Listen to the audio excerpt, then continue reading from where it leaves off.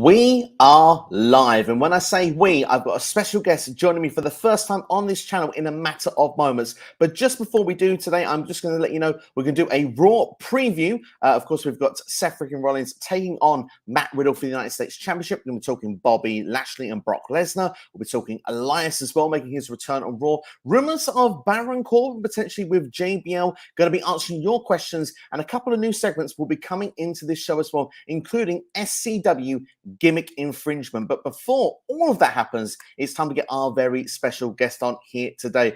Someone that I've been wanting on the channel for a very long time. I'm so pleased to have him here all the way from the States. And I want to have a bit of a chatter when it comes to some of these topics. And I can't just have any chatter. I need a Bama chatter. So without further ado, check your temperature. Well, you won't need to. It's going to be a hot one. Bama Dave is on the channel here in SCW. Welcome for the first time. Good evening, Steve. How are you, sir? I'm very well, thank you indeed. It is great to finally have you on the channel. Bama, for anyone that doesn't know you, please feel free to plug away. Let everyone know where they can find you. Absolutely. On Twitter right here, you can see. You can find me at Bama Chatter all over Twitter. Recently, I've just launched my Twitch channel, which is twitch.tv/Bama Chatter, and my YouTube channel. Type in Bama Chatter Wrestling Podcast on YouTube, and you'll find me. Newest video, which we just recorded last night on Twitch, is on Twitch Live. You can watch the replay there, or you can go to my YouTube channel. It's just finished uploading, and it was a great episode. Debut. Again, back in the day, I had a podcast called Bammer Slammer as part of the Smack Draw podcast, and love those guys. They do amazing work. I needed a little hiatus to take care of some things on the work and family side. Took 6 months, got some breathing room in, came back, said I'm going to start a new Bama Chatter's underway. So last night was the debut, and I'll be going active probably more monthly as opposed to weekly. But also you can check me out on Twitter when we do occasional spaces. Steve, you've been a part of one of those. But yeah, last night we did this or that, which is a great episode to debut with. It's become kind of a signature for me, that along with Check Your Temperature, like you mentioned. So yeah, it's good to be back in the podcast world. Absolutely, indeed, there. And I've got to say, one of my favorite shows to check out, and I'm not just blowing smoke up here. Honestly, I really thoroughly enjoy the content you do. It's always creative, it's fresh, it's something different, not stuff that I seem to find a lot in other places in the wrestling community. I feel it's quite original content, which I think is what makes you stand out. And that's why when you took the hiatus, of course, understanding you got to do what you need to in life. But when I hear you were doing stuff again, there was just a big buzz of happiness come back over. You're like, come on the Twitter spaces. I was like, yes, absolutely. We're talking Clash of the Castle at the time. I still haven't had the opportunity to check out your debut episode back on Twitch yet, but my goodness, it's in the watch list, it's waiting, it's ready. Or go to YouTube when you're done here. Absolutely. And what I can say is, for anyone that wants to support Bama Chatter, the links are in the description of this video. Why waste time? Hit those links, subscribe, and everything, all the good stuff there. That's all you need to do. Follow, and you can be following Bama Chatter, honestly. But if you're with us in the meantime, get involved with your comments, get involved with your questions. We will be starting off by talking about Monday Night Raw. But just before we do, KXI in the house is what's going on, Stephen Bama. Thank you, KXI, for checking us out. Hope you're doing well on this Monday. Looking forward to some of your questions as well. Quickly, just for those that don't know much about your wrestling history, Bama, we'll quickly go through some of that because it leads quite nicely into Seth Rollins against Matt Riddle on Monday Night Raw. Of course, one of the big matches that were announced for the show. You were a big WCW guy growing up, so I'm guessing the United States Championship must mean a lot to you. Yeah, it really does. My first exposure to wrestling was in 1995. I was only 10. A lot of people I know started earlier than that, but that's when I first started watching it. And so when I was watching guys like Sting and Lex Luger were United States champions. And so it was very common to see that title being defended on Monday Nitro and, of course, at the pay-per-views. And so, yeah, the U.S. title and me, we got a pretty good history together. Absolutely, indeed there. And would you say that's probably one of your favorite championships in wrestling history? I would definitely put it in the top 10 for sure. Absolutely, yeah, it's a very special one indeed. And obviously, just quickly then we have the match this evening. Seth Rollins, your brand new United States champion, taking on Matt Riddle. Obviously, this is the third time we've had this match. Obviously, we had the original one meant to be at SummerSlam, that was postponed. Then we got the one at Clash of the Castle, outstanding match if I do say so, in Wales. Also, we did have the match in the Fight Pit just recently with Extreme Rules. There's in a way where some people will say at the same time where oh, hello. Thank you very much for the raid. Just got to say very quickly, thank you very much. We've been raided. We've been raided. I've literally lost my concentration because everyone has raided in the chat. Thank you, Tom, for the raid. It's very nice of you. We've got Sai T as well. I can't even keep up with everyone there. Fantastic. Thank you so much. Stuart Ridley in here as well. We've got Vegeta Lover also, and we've got Joe. Thank you much, everybody. Thomas Pips here, Randy Sam also, and Jaden. Thank you all for coming in the stream. Goodness gracious me. We are blowing up in here. I'm loving it. That is very kind, Tom, to do that at the end of your live stream. Fantastic. Thank you all so much for checking in. It's a Q&A format, so get your questions in. We'll be answering them as best as we can. We're quickly just going to talk about Seth Rollins against Matt Riddle, which is taking place on Raw. We're just going through the depth of that, basically, saying the history they've had. Do they need this match here? Having the title on the line makes it interesting. I do think that because the way SummerSlam went down, I feel like there needed to be a trilogy to this. We got Clash at the Castle, of course, and then we got the Fight Pit. A lot of people are like, well, you know what? If you have a cage or a Fight Pit or a Hell in a Cell, then isn't that supposed to be the finality? Typically, yes. But with this story, Riddle did win that match. And then Seth won of course, the United States Championship the next night on Raw from Bobby Lashley after Brock Lesnar made his presence very felt in the prelude to that match. So that being said, because of the win and the Fight Pit, Riddle has a win over Seth. So arguably he would become a #1 contender for whatever the title is in that moment, which is the United States Championship. Seth happens to be the one holding it. So I don't know if they're going to go on past this. I personally think if you're going to do anything to kind of split these two into two new directions and storylines, then you got to have something happen in this match, whether it's an official clean win, we can't go any further from here, or somebody interferes on behalf of Seth or behalf of Riddle, and that's the new direction for either one of them. Awesome. I think I broke up slightly there during that, but from what I got you there, this is a good place to set a new direction for both guys going forward. I think that's a great idea there. And obviously, Riddle last week on Raw as well suggested the idea he wanted to go for Roman Reigns again, wants to go for championship gold. So I see the point of doing the third match. I'm just glad it's not being done on a PLE. I'm glad that it's being done here on a Monday Night Raw instead. I think that's a good way that they can do that. And what's your prediction quickly? And we'll go back to the chat because it's flooding in. You would think that it'd be a no-brainer to say Seth retains. They may have bigger plans for Seth, especially Survivor Series being 10 years of the Shield. They may want to put him back into the picture with Roman. And so I know we've all talked about that in different areas, that Seth versus Roman, because of the way the Royal Rumble match ended, they probably need to have another one.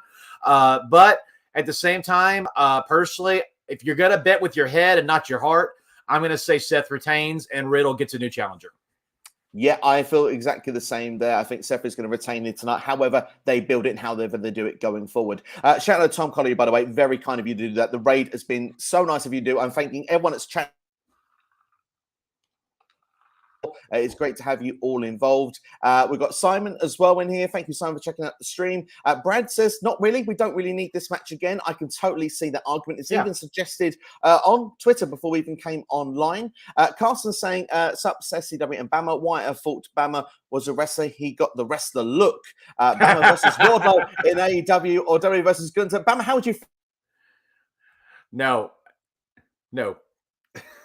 I think that's quite simple. No, I don't have a death wish. I don't think any of us do, to be fair. Simon says the Cowboy Brock tonight. Absolutely, he's back on Raw tonight. I think that's going to be the direction. Can you see a match at Crown Jewel between these two? We better. I really think a lot of the story with Triple H has been righting the wrongs that have happened before. And I think one of the biggest wrongs is, again, for storyline reasons, I get it. But for one of the biggest wrongs was the match between Bobby and Brock at Royal Rumble. We didn't want that match. We wanted a knockdown, drag-out slugfest between these two guys. And I think, again, for the story, they did it the way they did it to get the angle going, to get Brock and Roman in the main picture of WrestleMania.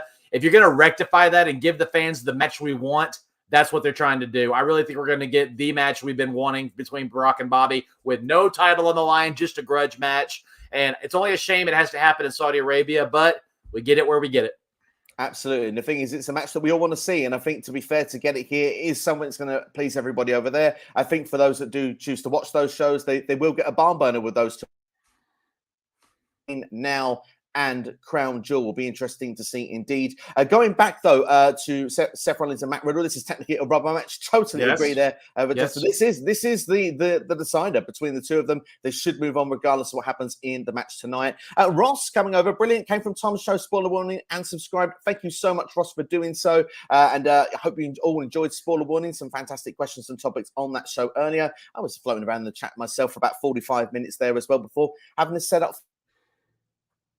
You see, I believe Bray in the Rumble as Bray Wyatt, Funhouse, Bray Fiend, and Bray new character, as always done with Foley's greetings from the Netherlands. Thank you for checking out from the Netherlands. So the three faces of Wyatt, could that be something we could see in the Royal Rumble this year? I don't think Bray's character lends itself to being comedic. I think that all of Bray's characters have been darker and more dramatic. So I don't think they would no, I don't think they would lean that way. And plus, honestly, as much as I think Mick Foley enjoyed doing that, I think that was more Vince than Mick Foley. So I think that personally, I don't think Bray will be in the Rumble this year. I think the rebuilding of the story and of his character, I think he'll have a singles match or some sort of presence at the Rumble, not necessarily inside the Royal Rumble match. The further Bray is away from the title for right now, the better. Yeah, I think it's more of an attraction. In there competing for the gold straight away. That's what I want to see going forward. I totally agree. For me personally, I don't see the three faces of Bray. Although I do think it's a fun idea. I love the idea of the Mick Foley retro, but I do agree with you at this stage. Right. Absolutely. Sin Nation Dog says Seth freaking Rollins United States title win last week makes him the second time Grand Slam champion in WWE. Well deserved. Yeah, that's behind the Miz as well. Correct. Unique company. Yeah, for sure. I mean, I've said it on numerous things. My favorite wrestler of all time is Shawn Michaels. Seth Rollins is catching up real quick. This guy he's not only athletic and not only a great in-ring psychologist, he gets it. He understands storytelling. He understands how to draw us into his character. And right now, the fans are very split. We want to hate him, but arguably he's doing the best work of his career over the last 2 years as this delusional, crazy character. And like I said, once we get into the world title picture again with Roman and possibly Cody Rhodes in the next year or so, it's going to be very interesting to see what direction Seth wants to take. And after that interview with Errol Hawani, I love him so much more because as much as he's done, he's not satisfied. He wants to be the guy. And I think all of us that are fans want that for him too. Absolutely, indeed. And Sinesh goes on to say as well, he hopes he has a long reign with the United States Championship because he's won in 2015. Agreed. If I'm going to be honest with you, I can see a change in curve in direction. The idea that Cody Rhodes could have been doing the fourth match with Seth at Mania, the idea of if Roman was to split the belts, that Rollins could be one of them, that holds one of them. I think it could be for the US title at this point. Very well could be. I mean, a lot of people are anticipating that Roman will not drop the belts before WrestleMania, which means if that's the case, then whatever title happens to be there, I think it's apropos that the American Nightmare holds the American Championship. I think that would be, a no-brainer for me. And that would also set up Cody to go on this long journey to get back to the world title picture. How more appropriate to win his world championship in the birthplace of America, arguably the Declaration of Independence in Philadelphia, Pennsylvania. So I think there's a story to that. I don't know if they're going to do that or not. We will see. We'll have to wait and see how it will play out, but certainly there is that story there. Carson with us, that's got to be a rubber match, should be good. But who's next to face Seth Rollins? Maybe Seth has got some backup, possibly with an alliance. Like the idea of the alliance team's been given there, but I did do a video saying what I predict potentially for Crown Jewel. I did say Matt Riddle was potentially one option. I want Johnny Gargano now to be the next challenger after this. Oh, Seth and Johnny, yes. That. Absolutely, give it. Yeah, I think it's a great thing. I think Riddle needs to continue down the more serious path. There are rumors that if Randy is healthy, we will get him back in the next couple of months. So we have to finish off that story. And personally, I think that before RK Bro fully reassembles, we will start to see a darker side of Riddle, especially if he loses tonight. They'll give him an excuse to go, how come I can't get a win here? Or why can't I win it when it really matters? Or whatever like that. And I really believe that the next natural feud for Riddle is probably with Randy, and Riddle's the one who does the turn. Wow, incredible. I like the idea of the storytelling there because it'd be something different to what perhaps people would be anticipating originally. So, and I think it'll be a good change of direction for the character for Riddle as well. So that's something quite fun. I like what you present there. I want to make sure we can try and keep up with the chat. There's so many comments come flying in. Simon says that he was already a Grand Slam champion back in 2015 at some time when he beat Cena. Absolutely true, but now he's a two-time. Two-time now, absolutely. I almost want to go full on DDP for you there. Two-time. KXI is saying, I feel like this match should happen at Crown Jewel. I'm wondering if that would be the US title, but more likely, we did talk about Brock and Bobby Lashley. I think that could be what he could be alluding to there. Noob saying, hello, Stephen Bam. I hope you're doing very well. Noob? Good to see you, man. Noob in the house. Yeah, absolutely. KXI as well saying maybe a DQ finish. And also, we've got, what do you think about the mythical fighters John Cena and The Rock? I'll take you with this one, Bama. I'm not completely aware. What is this referring to? I'm guessing, could this be? I mean, to be fair, I'm not 100% either. I'm wondering if this is something to do with them in the cinema world potentially, or I don't know. Maybe someone could elaborate in the comments.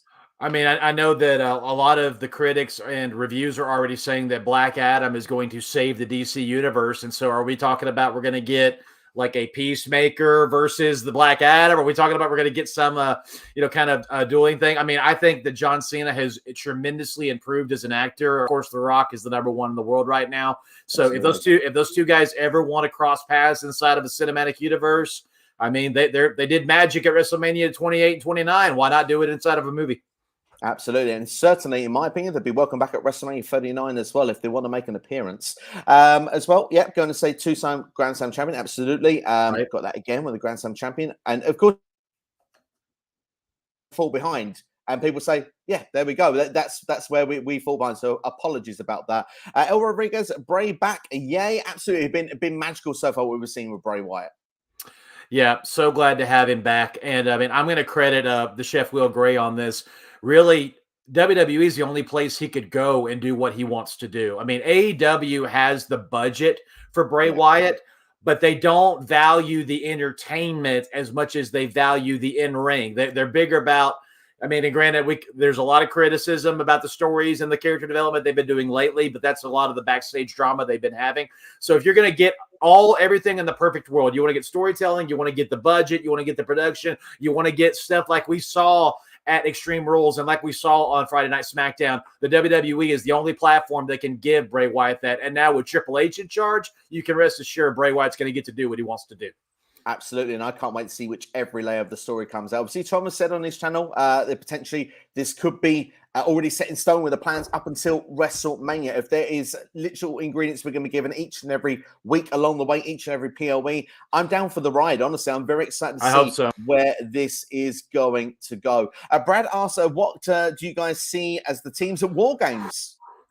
See, this is what I love because Steve, you were on the call with me when we did the talk about this a month ago, and right then we were set in stone. Well, it's going to be the Bloodline, and then whoever else they want to put in there with it. Now, could it be Judgment Day? Could it be the OC? Could it be the Bloodline? Could it be NXT call-ups versus main roster? There's so many angles they can go with this, which is what I love about it. And that's just on the men's side. That's not even including the women's side, which means we probably will see Damage Control. But at the same time, what if Rhea forms her own dark stable and Bianca has to be the side of the light and form allies around her? The fact that we don't know what the teams are going to be, that's big for me. I'm excited about it.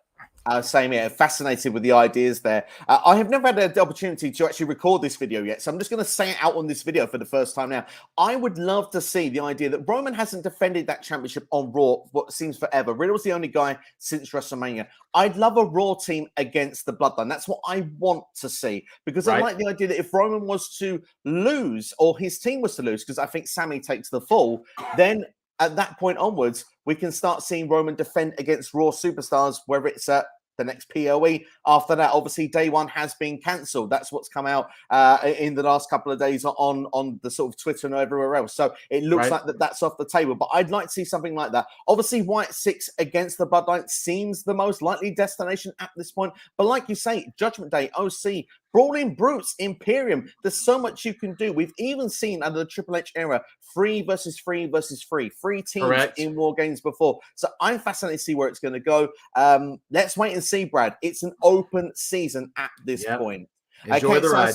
Absolutely. Kexar says, what do you think was the one interrupted Bray? I feel like 100% it's Bo Dallas. Who do you see Uncle Howdy being? I say we got Uncle Howdy, but then we also have what, Uncle Harper. I personally hope that both of these characters have nothing to do with the Wyatt Six. I could be wrong about that. I really hope that it's more of a reformed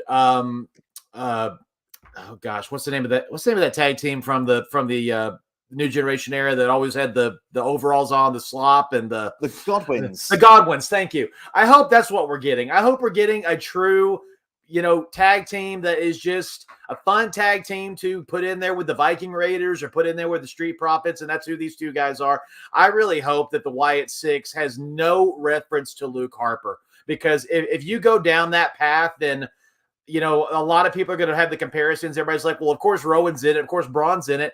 I don't think Bray wants to repeat anything. I think Bray has a brand new, fresh direction he wants to go. I think he will honor the memory of Brody Lee and the memory of Luke Harper, but I don't think Uncle Harper would be in good taste to be a part of this right now. So I have a feeling that possibly they're going to do something a little different with that name. Having said that, though, I hope we see Bo Dallas back, and I hope, because I really think that as great as he was in NXT and as great as he was entertainment-wise as part of the B team, Bray knows exactly what to do with his brother to make him shine. So whatever that is, Bray, go for it, man. Absolutely, indeed. They make him shine. Because I agree, Bo Dallas deserves a great opportunity in WWE to do something like this. A Wyatt family would have been perfect for him back in the day. Dedication to what he does. He's always give 100%. But do I think it's Bo Dallas? No, I don't. I think that it seems like Bray is wrestling with himself. It's like he's come back as Wyndham, and he's looking to say, look, I've escaped it. I've been able to be me, but he's going to get pulled back in. It's going to be, we're going to see what it's going to be. Hope it's going to be nasty. It's going to be dirty. It's going to be dark. It's going to be something that we expect of a Wyatt. And I'm looking forward to seeing this new direction, this dark imagery that we're going to get. Like I said, it's a big story. It's got a long-term plan made for it. I'm excited to see where it's going to go. Randy Sam says, Brock versus Lashley at Crown Jewel, SCW. I hope that it's in the fight pits, or I'll crow crazy, last man standing, or inside Hell in a Cell. Obviously, there's been a lot of talk as well going about. I believe it was Brian Alvarez that said that some of the pay-per-view schedules is going to change in WWE over the next 12 months. That was broken before. Obviously, Tom Colley in his stream just now has come up and said some of the pay-per-views that look like they could be ditched. Obviously, Hell in a Cell being one of them. The gimmicky sort of pay-per-views, even talk of Money in the Bank being one of them. How crazy would that be? That could go back to a WrestleMania potential. We'll have to wait and see if that will happen or not. But at the same time, means we could get these sort of matches more frequently, sporadically. Rather than going, it's Extreme Rules, okay, an Extreme Rules match. TLC, we get TLC. We could have a reason to throw a Hell in a Cell out of nowhere. Would we get Brock versus Lashley in the cage? I mean, I think it's apropos. I mean, they just did the fight pit, so it's unlikely they'll bring it back right away. That needs to stay a spectacle. I think that as much as Hell in a Cell would be great for a feud like this, I feel like as much as we wanted this to happen, I feel like they really just gotten started. The match at Royal Rumble was kind of a means to an end. You're the champion, I'm the challenger, so okay, we're going to meet there. Now that's become a blood feud, I want to see how far they can take it, even through maybe Survivor Series. And who knows? This could be a potential opportunity to give Bobby Lashley a break. Maybe Brock and Bobby have such a brutal match that Bobby has to take time off for a little while and maybe get back in at around the Royal Rumble season. Maybe the third match is at WrestleMania, and I think that's where it should be. So it just depends on what kind of story they want to tell here. I don't think a Hell in a Cell match should be their second match. I would save it for at least number 3. So that being said, whatever they want to do, whether it's a falls count anywhere or a no DQ match, or if you want to bring in a special guest referee like a Ken Shamrock and bring him all the way back in, or like they did with Daniel Cormier, I'd be happy with any of these options. I just don't want to go straight inside Hell in a Cell on match 2. No, we want to save it. We want to just have like the chance. I suppose it's going to go 1-1 here because Lashley won the first one. Brock can win the second one. They can then build what they want to do to the third one. I like the idea that any gimmick match can happen at any time, but you're totally right here. Save it for the meantime. Let's see where it could go. Could it be a Royal Rumble or WrestleMania? It feels like at that point. And something I've got to give a shout out as well to Jonesy Chats Wrestling. Obviously, he joins me on a lot of these streams here and there. Said keep an eye on Bobby Lashley. He said that for the last couple of weeks, he feels there's been hints of a heel turn coming in the works. It feels like the fact he kind of got screwed out of the United States Championship, fans cheering Seth winning last week. The fact now we've got Cowboy Brock back as well. Feels like he's going to be treated as the babyface at the start with this. Let's see where it leads to. Maybe there could be something in it. So it's something to keep an eye out for. Simon says, missing Sasha loads, but Liv, Cora, Roxanne, Shotzi are all awesome, absolutely amazing. Some fantastic performers there. And absolutely look forward to the idea of when Sasha Banks hopefully will be back in the WWE ring soon. Yeah, I agree. The women's division NXT is getting fired up again. They're doing some really good stuff down there. Roxanne, of course, being being one of the shining bright stars coming out of there. Apparently, news reports say that she had a very, very good showing on Friday night. And the people were really impressed by her. I mean, I watched that match. She, of course, did what Roxanne does. She's a former Ring of Honor Women's Champion. You don't win that strap by being bad. So, of course, she's going to be really, really good at that. I am a little bit worried they may call her up a little too soon. I'm not saying she's green by any means. Just I would love for her to get more of an opportunity to really make a statement in NXT, as not because she was a tag team champion and then immediately got turned on. She has never held the NXT Women's Championship. I mean, if Alba Fire's not the one to dethrone Mandy Rose, I would love it to be Roxanne. You know, I would just love that opportunity for her to have a big statement inside NXT. Don't call her up way too early. Let her have an opportunity to make an impact on the Black and Gold brand, because once you call her up, you're really going to have to fill in that gap with 2 or 3 girls that are as over as she is. So until the stars emerge, I would let her make a bigger impact down there. Certainly did. I agree. I think she should be an NXT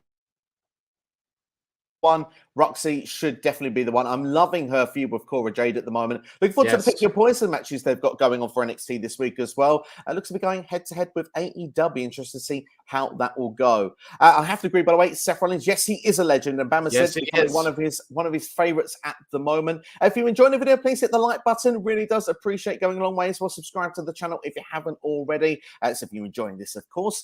Carson says that Bama and SCW, tell me how you feel about Bray Wyatt versus Gunther match.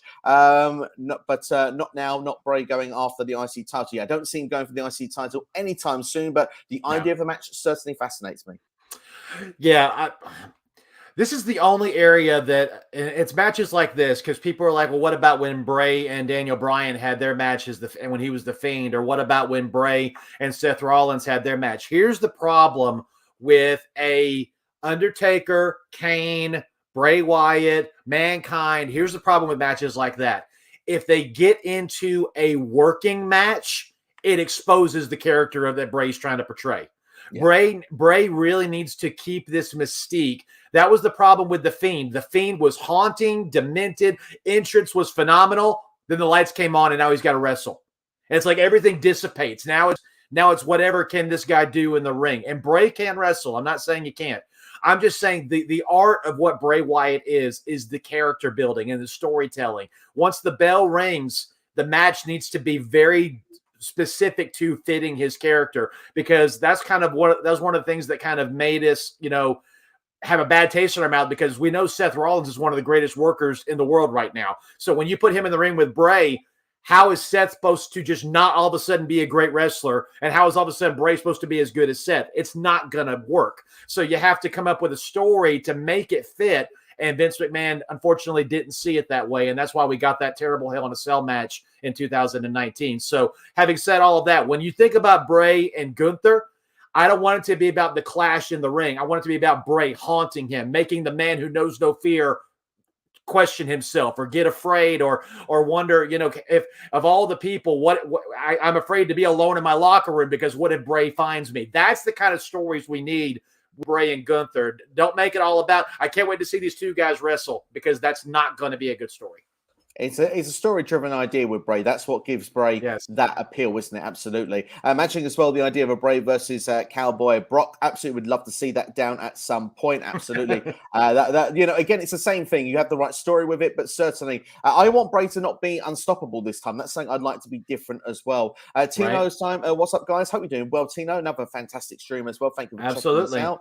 And we've also, Simon says, the Shield have monopolized the entire pro wrestling industry, run all 3 top shows as the face and top champions of that brand, and absolutely 100% correct with that.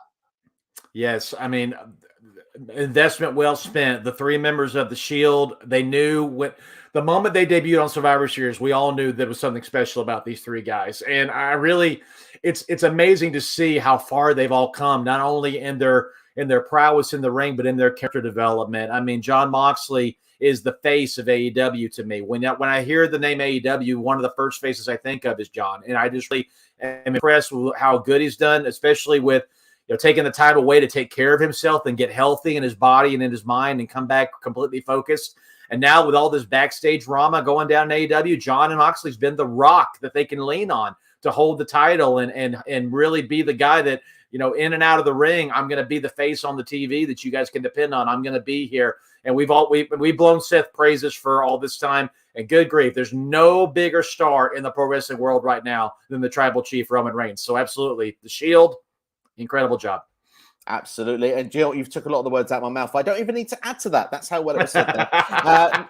No way Cody has to beat Roman. I mean, maybe Cody will be the one to beat Roman. We'll have to wait and see. The plans between now and Mania are fascinating at this point to see what it will be. El Rodriguez, will Bodos be similar to Bray in WWE, or is he going to do his own things? I hope he's with Bray. I think that's the short answer I can give there. Same here. We've never really seen the brothers together in any real story or capacity, so this would be a great opportunity to see that. Absolutely, totally agree with that 100%. C Nation says Seth Rollins should lose the United States title to Cody Rhodes at next year's WrestleMania. Something that's suggested potentially earlier on in this stream. But also, C Nation does say, I'm so happy Seth Rollins will finally be getting a long reign as United States champion, because that was one of the things that was missing on his resume. I'll be interested to see how it will play out. Like I say, we suspect he may, but will he? Time will tell. We've got Jacoby in the house. Hope you're doing well. Says, how crazy is that we've got all Shield members with a title, lol. It was like the Shield, or it was the last breath of faction.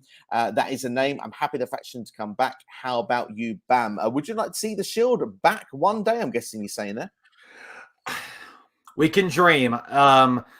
Will Jon Moxley play ball? That's the only question, because, I mean, it's apparent that Triple H has a very good relationship with Seth Rollins. I'm assuming he has a very good relationship with Roman Reigns. John's the wild card. So can they get him to put that Dean Ambrose outfit back on that he despised and has gone on record how much he despised it? So what's the check amount going to have to be, and what's the time going to have to be? We know that the 3 members of the Shield are all still very much good friends and on speaking terms. It's just, can we get them to work together under the WWE banner again? I personally don't think so, but you never know. You never know, but certainly not for the next 5 years. That's when Long Moxley is re-signed with AEW. So it looks like it would be in the long-term future if we get it at all.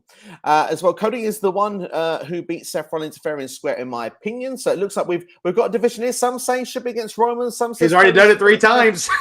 He could. I hope he would do it 4th. We'll have to wait and see. He'll need to do it 4th. The way it was written off. Roman will lose at least 1 championship, at least at WrestleMania 39. I agree with Simon. I think that could be the placement where a lot of the bloodline could lose the gold. Yeah, I was under the impression that we would probably see the tag team titles drop before that, but the way they're building it, I think the bloodline will probably lose all the gold at WrestleMania. If it is Cody versus Roman at WrestleMania, then we can probably safely assume that's what's going to happen. I'm not looking forward to The Rock versus Roman if Roman is still the champion, because that's a dead giveaway who's going to win that match. If Roman goes into that match with no belts, there's a question mark. Stone Cold won his last match. Will they let The Rock win his? So that's what's up in the air. So I don't know. But yeah, if Cody wins the Royal Rumble and Roman is still the champion and it's supposed to be Cody versus Roman at WrestleMania, I really think the bloodline might leave WrestleMania 39 with no gold. Interesting stuff indeed. And Joe, you made a great point there with the Rock and Roman if they would do that match at WrestleMania, because it doesn't need a title involved at all. Because I mean, if Roman was to lose his title to the Rock, which let's be fair, I don't think is going to happen, but if it was to happen, think all them days as champion to build a new star, and then it goes to the Hollywood star. I know that people would say, yeah, but that's the mainstream household name, but the opportunity to build your future, you're taking it away from someone. And I think that's why that would be a wrong move to do. C Nation says this is the first time Seth Rollins is holding the United States title without another title, so the US title will be more focused. He's 100% agreed with that. Indeed, that's facts there. In fact, there. Very hard for me to get my words out in a second. I'll get the teeth back in. Silk says, good evening, gentlemen. Happy to see Dave on the channel. It's been a long time. Silky, what's up, man? Bama Dave is in the house, and it's great to have him here, and it's great to have everyone else here as well. Yes, thank you all of you. Enjoying the video, so it's great to have you. With so many questions coming flying in as well. I think that someone will cost back Riddle in the United States title match, the celebrate match of Crown Jewel, whoever that is. C Nation, let me know your predictions. Who you think that would be? I'm interested to know. Tino Syme says Peacemaker versus Black Adam, book it WrestleMania. Well, it would be three times in their lifetime, wouldn't it? Something like that. I think that was the catchphrase back in the day. Thoughts of Bray Wyatt's new theme song? I am digging it. Do you know what? As am I. I thought it was very like Prodigy mixed with like a bit of metal Linkin Park chorusy kind of stuff. I was quite into it. Same here. Yeah. Music's a huge part of what I do in my ministry, and so I'm always attuned to when does the music fit the character, and they've nailed this one. Code Orange, incredible job with this new theme. I love it, absolutely love it. And you know, I must admit, I like all of Bray's themes, but there was something about this one was just like it's a bit different to what I was expecting, and it felt new, it felt fresh, it felt actually, dare I say it's very cliche, but it felt very 2022. So let's see where it's going to go forward. We live, baby, absolutely. Kofi, Dirty Heels podcast in the house. Hope you guys are doing well. They do some fantastic content on YouTube and Twitch. Go and check them out.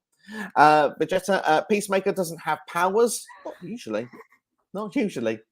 Marcel says, do you think Cena will ever have a match again, or is it really over? Hope WrestleMania Hollywood, he wrestles there again last match. I think he will wrestle at WrestleMania. I think it's against Austin Theory.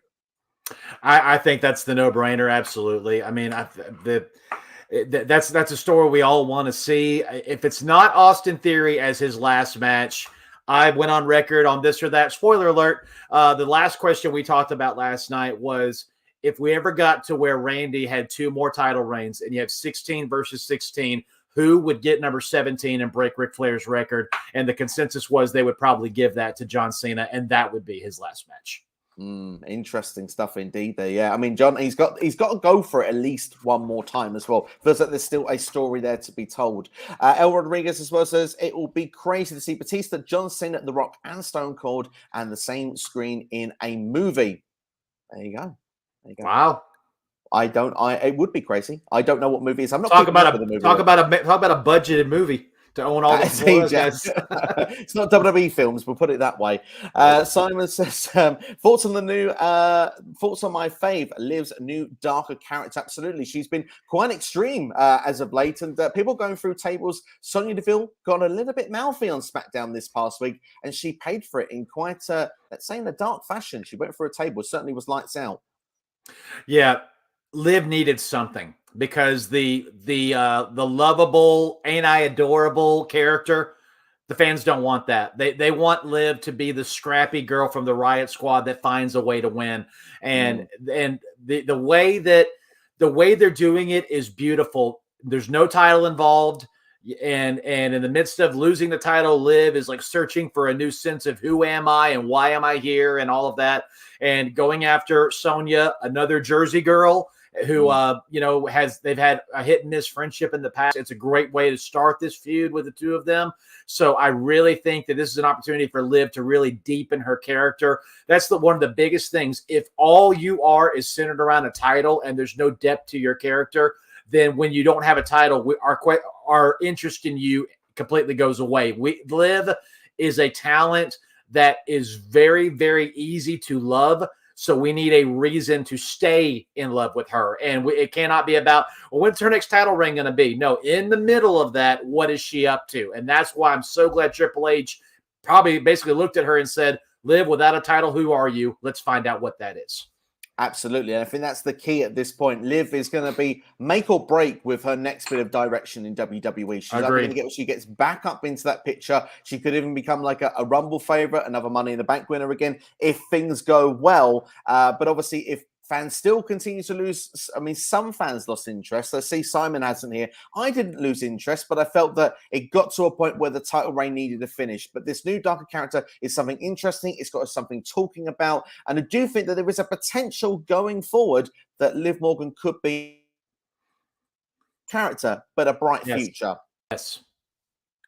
Tom Connor says, I'm not going to blame you for being a bit behind, guys. You've got some great questions coming in. Again, big thank you to Tom for your raids. We do appreciate it. And obviously, I think most of the people are subscribed to Tom because that's where they've come from. But anyone that hasn't, make sure to subscribe to Tom Colligue for his spoiler warning shows every Monday and Friday. And of course, that's watch-alongs for SmackDown as well. He's also on Twitch as well. Silk says, can we talk about the Good Brothers and the fact that they will still be competing in New Japan Pro Wrestling? Could this be the forbidden door for WWE? Would love to see Jay White grace a WWE ring, as would I. Now, I'm not going to say that the forbidden door is opening, but if we may go into speculation station, if I may, apparently, the Good Brothers are going to be competing into around Wrestle Kingdom time. So it's not going to be just a one and done, drop your championship and back to WWE you go. It looks like that they will be there for a what's the rest of the year? January 4th is usually Wrestle Kingdom time. Is there a potential that they could see a working relationship in the future? And this is where I go with speculation station, because Tony Khan kind of made this AEW thing, obviously defeated NXT, wanted to be the alternative when NXT was the alternative. Now try and do the Forbidden Doors with Impact, with New Japan Pro Wrestling. Obviously not saying there was a Forbidden Door with Impact with the Royal Rumble this year, but we got the Impact Women's Champion or Knockouts Champion. We know what Mickie James was at the time. Is there a chance that this could be just a Triple H trying to outmaneuver Tony Khan here, and we could see something like this in the future? I'm not saying a Forbidden Door show or the same thing, but just something where there's a little bit of a established working relationship, maybe an acknowledgement at this point.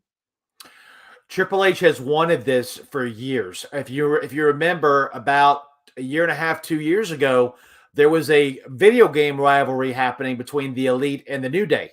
And Triple H was trying to maneuver that into an opportunity to get a one-night event only where they would get that match between Omega, the Bucks, and the New Day. That was the goal for that. And so I firmly believe with all my heart that that's what Triple H's goal is to have not quite an open door policy, but a let's do business policy. So you want one of our people, we'll take one of yours for a season. And so I really think that that's a great opportunity to make this magic happen. Again, like we said, if the OC comes in for this, that would mean we would get them for Crown Jewel, then we'd get them for Survivor Series. There's no day one anymore. So maybe a potential Madison Square Garden big show around Christmas time, maybe. Yeah. And then after that, it would be, like you said, January 4th, Wrestle Kingdom, they're back to Japan. So basically the build to Survivor Series is the reason they're here to back up AJ. But having said that, Queen Nikki, who you, Steve, and I have talked with a lot on the spaces that I do, she has openly said on numerous occasions that if any member of the Bullet Club would leave the Bullet Club for the money and the opportunity to perform in the WWE, Switchblade Jay White is the guy. I mean, also, he would probably make a lot of the buzz as well. I mean, I'm trying to think of, yes, the Okadas of the world. I mean, for me, I'm a big Will Ospreay guy. I think I'm biased. I know he's British. I am biased. But, I mean, Jay White would be another one I think would do fascinating things. Look, it's if, buts, and maybes at this point, but certainly one can dream. I think that's what we can say at this point. C Nation says, WWE is my favorite wrestling company again. Thank you, Triple H. And it's nice to see when WWE is doing good things. It's nice to see that positivity coming through. Vegeta saying Cody beating Roman makes him undeniable. It certainly would. Yes, it would. If he was to. Simon says, hopefully War Games is Sasha, Naomi, Bianca, and Becky versus Damage Control and Candice. Oh, well, the Poison Pixie usually is a gimmick, is a heel sort of name. She was a heel in NXT. She's been a babyface so far. She's sort of been on the babyface side. It'd be interesting if she was to turn heel on the girls at some point. And Becky perhaps due for a return at some point. I like the idea of this War Games match. This would be something I would tick a lot of my boxes. Yeah, this is definitely a good one. Having former rivals Becky and Bianca realigning to go against Damage Control. I think we all can safely assume that when Becky comes back, that's going to be, of course, where she's going to go after first because they're the ones that put her out. Sasha and Naomi coming back is a no-brainer, but don't forget Sasha has unfinished business with Bianca as well. That SummerSlam match never happened, and so we need to see what happens with that. I do not believe Candice LeRae will turn heel immediately, especially not usually when Candice is a babyface and Johnny is a babyface. When one of them moves, the other immediately follows. It's like they're always in sync with their turns. And so I don't think that we're going to get a Candice heel turn this quickly, especially when the American audience has missed her and Johnny so much, and they want to see them succeed as baby faces right now. I personally think that we will see a question mark next to Damage Control's name. I would not be shocked at all if going into that pay-per-view, we do not know who their fourth member is until that night happens. Personally, who I would love to see, Kana. Oh, wow. That's a big one there for you. If you can't beat them, join them. Absolutely. And do you know what the thing is? I like this one. So I was going to ask you that question. It was going to be my follow-up there if it wasn't Candice. But I like this idea as well of the mystery going to Survivor Series. Who could be that extra person? Because I know I'm showing my age a little bit here, but at the same time, I thought that would be a fascinating way to go. Yep. 100%. That's the way I would do it. Absolutely. Jacoby says the Legado del Fantasma is also a faction SCW. They could possibly be in War Games also. They certainly could. We can't rule. I even think Zelina Vega could be into her best run in WWE. I think that her run with Legado could be even stronger than her work with Andrade. I agree. I think that the Zelina is a great fit for them. There's a part of me that's sad it's not Elektra Lopez.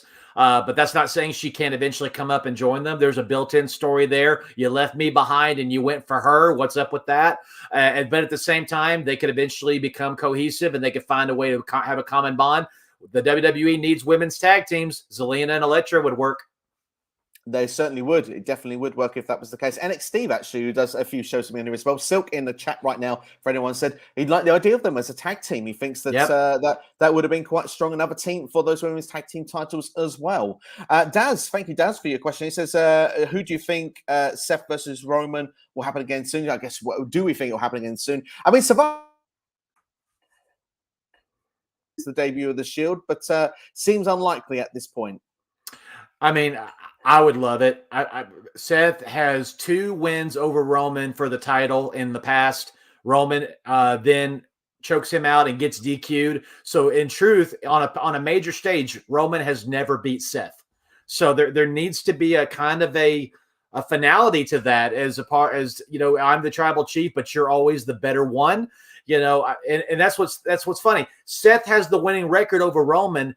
But Seth is then saying, I've never been the guy. Roman was always the chosen one. So there's that chip on Seth's shoulder to solidify, I've always been better than you. It's the classic Brett and Sean and Triple H. And, it's the classic story that needs to eventually have a finality of some way, shape, or form. Personally, as much as the 10 years of the Shield would be great, without Dean Ambrose there, you really can't do much with it. It would only be really working if all 3 of them were there. So that being said, Seth versus Roman, who is truly the best ever, that's a WrestleMania match.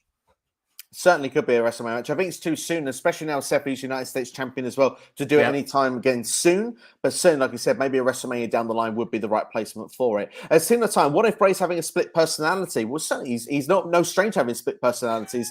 That's why I kind of feel that this could almost be a little bit. He wants to escape that. He almost, rather than split personality in that way, he's trying to escape the old personas he's had, the old dark place he's been in. But it feels like he's going to be pulled back in. So however split it's been, I don't think it's going to be split forever.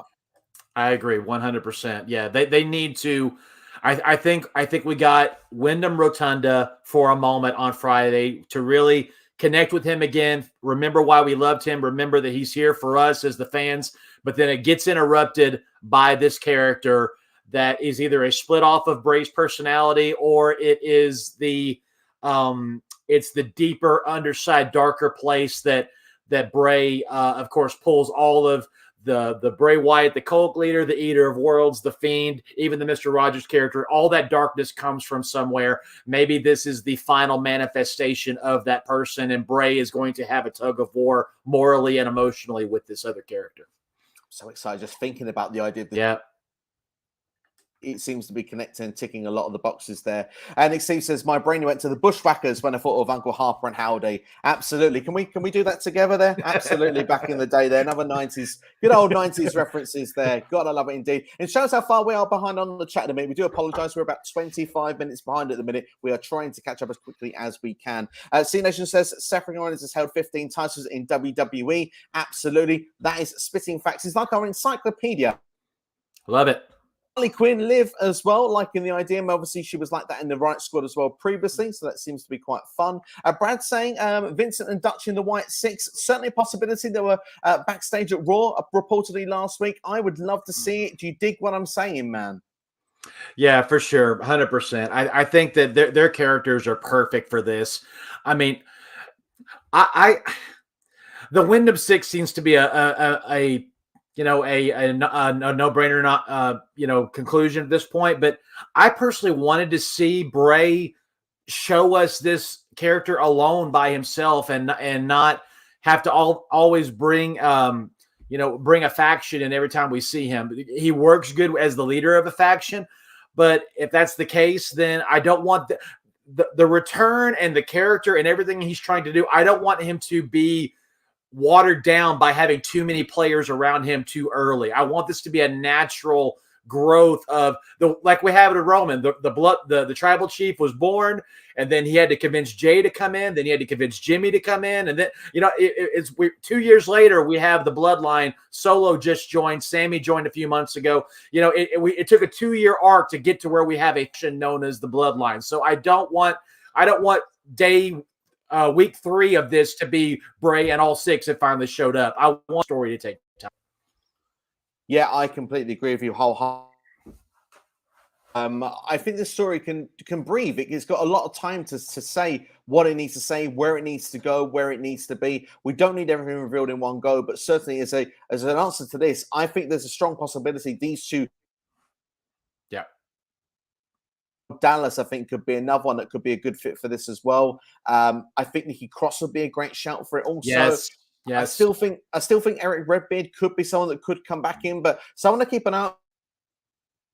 Posting on WWE.com from catering. T-Bar Dijakovic, he's growing a bit of that old facial hair. He's growing it for a reason, I feel. You don't just grow it. Well, you can just grow facial hair. It's quite fashionable. But I feel that the way he's doing it at the same time, maybe it could be a change of gimmick and something in his future. We'll have to wait and see. Possibly. I agree. I have to wait and see. Nubico says, will we see Oscar and Alexa Bliss coming back on TV since they're written off TV by Damage Control? Maybe they'll have a character change, perhaps change up the presentation and performance. Great question by Noob. I personally think that they'll just return when they eventually do and will come for revenge, and it could lead into War Games. Yeah, possibly. I think they're due for a change. One of them, I hope, turns heel, if not both of them, because they both work better as heels. Alexa Bliss, the goddess character, is so easy to hate. That character is so easy to despise, and you pull for anybody that's in the ring with that character. And of course, like we just said, Clown Kana being allowed to do, especially with the New Japan tie-ins, there could be a chance to have a couple of dream matches there, and Asuka would be the perfect way to segue getting that New Japan tie-in if Triple H wants to keep building a somewhat super card between the two companies. Then of course Asuka is a natural choice person to do that, and and especially with the rumors of going into TV 14, it would allow Asuka to unleash more of that darker side of herself, and she really only has so much time left to make a major impact on the WWE legacy. The Asuka from NXT, people have all but forgotten that title reign and that run she had. She's been watered down so much. So if Triple H wants to reestablish her as a true fearsome character, this is a great opportunity to repackage her, let her come back as someone that you do not want to get in the ring with. No, I wholeheartedly agree. I think that this is a time to make a play if you're going to do so with Asuka at this point. I think Alexa could do with a heel turn as well, if I'm being brutally honest, but I do kind of say that I stick with me guns. I don't think that it will be happening in feeling at this point. Probably not. Daz says, who do you think will be going into the Hall of Fame? I'm guessing for next year. I would say Dave Bautista would definitely be a strong attender to headline next year, being in Hollywood. Obviously, he's done a bit of that work himself, hasn't he, with Guardians of the Galaxy? I think the next Guardians may be out next year as well, if I'm not mistaken. Also, who else would you like to see? I mean, for me, I don't think, has he been inducted yet? Bam Bam Bigelow is someone that I'd like to see in there. Agreed, 100%. I don't believe, was Psycho Sid just inducted last year? Was, I believe, yes. Okay, so then Bam Bam was the other one. Also, Demolition have never been inducted into the Hall of Fame. So that's a tag team that I would. I don't know if they're waiting for him to have his official last match, but The Rock needs to go into the Hall of Fame. Yeah, absolutely. I don't, but he's not a Hall of Famer, is he? No, he's not. Well, that would be the perfect placement if you're going to get The Rock in as well. In Hollywood, yes. That's the place, isn't it? Let's be fair. Could be on something there, Daz, and could be something there, Bama. Simon says, Steve, when in your own personal opinion do you see Sasha and Naomi returning possibly at Sasha's hometown in Boston at War Games? That'd be a good shout, being at War Games. Obviously, like you say, Boston, Mass, that's where... I mean, Naomi's from Texas. Am I right in saying that? She's from Orlando. Orlando. So there we go. So from Orlando. So maybe a big Florida show as well could be an idea for it. Personally, for me, I feel that... I think it will be... I did a video a while ago, and I said... going to be by now when I did that video. They're still not back yet. But I'm going to say that I think definitely by WrestleMania season, they'll be back in. I would love it to be by War Games. But at this point, they're just keeping us guessing. The more they're gone, the more I'm wondering if Sasha has realized how big of a commodity she is. And with not only the Disney love, but with everything she's doing with fashion and with just everything she's doing across the board with building her brand, the boss, Sasha Banks, is more now than an in-ring talent. And there's nothing wrong with learning to lean into that. She needs to realize that her body can't do this forever. So while I have this time away to build myself up as a brand and as a commodity, but I got to tell you, Steve, the longer she is away, the more I doubt she's going to come back, because if she can figure out a way to do what she wants to do outside of the ring, then be just an attraction once in a blue moon. I'll come back the way John Cena does or The Rock does. I just come back when the paycheck's right and when the opportunity is correct. The longer she stays away, the more she's going to be comfortable not being here. It's a very interesting statement there. Very interesting, because like you say, but maybe that actually slips into the idea of part-time. Maybe comes in for the big shows. Maybe not for some of the other shows, but obviously it seems like we could be getting a changed pay-per-view calendar next year. Less pay-per-views, less B pay-per-views. It feels it's going to be big. And but one thing I wanted to ask you actually with the idea of this, do you think that perhaps maybe like a show like a Royal Rumble could do it being 2 nights? Obviously, I don't think every show should be 2 nights. Rumble could be one that could fit. I think if any of the other pay-per-views could, the Rumble and possibly SummerSlam, 2-night party of the summer, those would be the only 2 I would say. Survivor Series, I feel like you could do it all in one night, especially if you have War Games and a Survivor Series women's match and a Survivor Series men's match. That's a whole lot of talent on that roster that night. So you can knock that out with one. But yeah, having the men's Royal Rumble be the main event of night 2 and the women's Royal Rumble be the main event of night 1. Yeah, first you could make it happen. I think it'd be an interesting way. Question, which will come up for us now. What do you think of Undertaker and Triple H fighters? Personally, for me, they have my favorite match of all time. End of an era, WrestleMania 20. I'm quite a fan. Yeah, I mean, the Game is in my top 5 all time. I believe The Undertaker is the greatest character of all time. Almost anything they did was good. Absolutely, indeed. For a good idea, Bama, on the Brock and Lashley thing. Absolutely. Thank you very much for the kind words there. We are attempting to catch up. We really are attempting to catch up. Yeah, we are. So your thoughts on Jericho possibly being the Hogan of AEW, never putting anyone over. And didn't put Kingston over recently.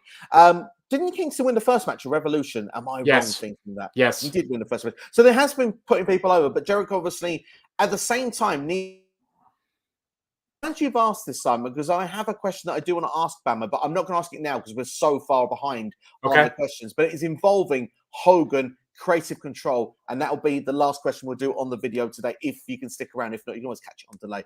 Stick around, guys. Stick around. the Ring of Jericho right now, the ROH champion that we've got. I'm sorry, say that one more time. You cut out for a minute. I apologize about that. I was going to say, what are your thoughts on this then with Jericho, and also his thoughts of being the current Ring of Jericho world champion? I'm going to be very unpopular right now. People don't want to hear this, especially wrestling purists don't want to hear this. Chris Jericho being the Ring of Honor champion has brought more publicity to that belt than it's had in years. There's, even if it's for the bad taste it puts in your mouth, Chris Jericho is arguably one of the biggest faces and names in pro wrestling right now, and he's the Ring of Honor world champion. Chris Jericho of the late 90s and 2000s would never want to be the Ring of Honor world champion, but now in this time in his career, he wants to elevate and establish the next generation. He knows Ring of Honor is a big deal to pro wrestling fans. Him being the hated Ring of Honor champion, making us beg for somebody to step up and beat him and take that title back, that's good TV. That's good storytelling. So a lot of people that are hating, why in the world would they put the Ring of Honor championship on Chris Jericho? The reason you're mad about it, that's the reason. You want somebody to take it from him. That's storytelling. Absolutely. I'm loving the story they're telling with it right now. I'm not going to lie. And I'm going to say they should go one up with it, in my opinion. Sports entertainment right now over the purity of the Ring of Honor World Championship. It's beautiful. I think I've cut out for a second there. Have I cut out? You're back. You're back now. I'm come out. Here we go. It's almost like suspense now. I'm holding you on. I think... Bama, have you gone? Or is that... No, I'm here. I'm you here. literally froze like that for me there for a second there. I thought to myself, are you playing games to be here? They should make that championship a spinner championship. Really spin on the legacy. Oh, yes. Yes. I love it. That would be real sports. Apologies, because I think that there was a few technical issues at this second. Hopefully, they will address themselves very shortly. Hassan in the house, thank you for checking out the stream. Hope you're doing well. What's up? Not after the Rumble, Daz asks. I hope so. Back injuries, though, are notorious for being career enders. It's a miracle Shawn Michaels came back from his. Taker had a severe back injury that cost him some time. Of course, we all know that Stone Cold's neck and back injuries were what finally put him out. So, back injuries, they're one of the hardest ones because you use your back for everything. Pick every move, every running motion, everything you do in the ring, your back's involved in it. So if this is a severe back injury and Randy says I can't come back from it, man, what an amazing career he's had. But I really hope he's not done. I really hope he's not done as well. I know there's been some rumors. I'm really hoping that will not be the case. I hope he'll be back soon. I mean, perhaps the Rumble would be the right place for him to come back. It would be a nice place to have him at the Alamo Dome. It's a big venue for the Rumble as well this upcoming year. Agreed. As well, I'm missing Randy and Cody. It would be nice if Teddy DiBiase came back and formed legacy once again. What do you reckon? That could be a lot of fun. I think it'd be a good moment. I think Randy and Cody are far beyond, legacy. Them having a potential feud as part of we used to be in legacy together. Yeah, story there. I think if Cody was the world champion and Randy turned heel one more time and he came after Cody saying, my destiny is to, don't forget everybody, Ric Flair said, I want you to break my record. So Randy has that on his back now. So if he gets in Cody's face and says, I have to fulfill my destiny and the legacy of breaking my mentor's record and you're standing in the way of that, that's a natural story right there. So, but as far as bringing Ted DiBiase into it, I would love it. Honestly, I don't even know what he's doing right now. No, neither do I. I've got no clue what he's doing right now. Do you know, we mentioned Royal Rumble a minute ago. Have a cameo, all three of them in the ring at the same time. That would be the way I would do it. Just one and done. I think that could be quite nice, quite fun. Agreed.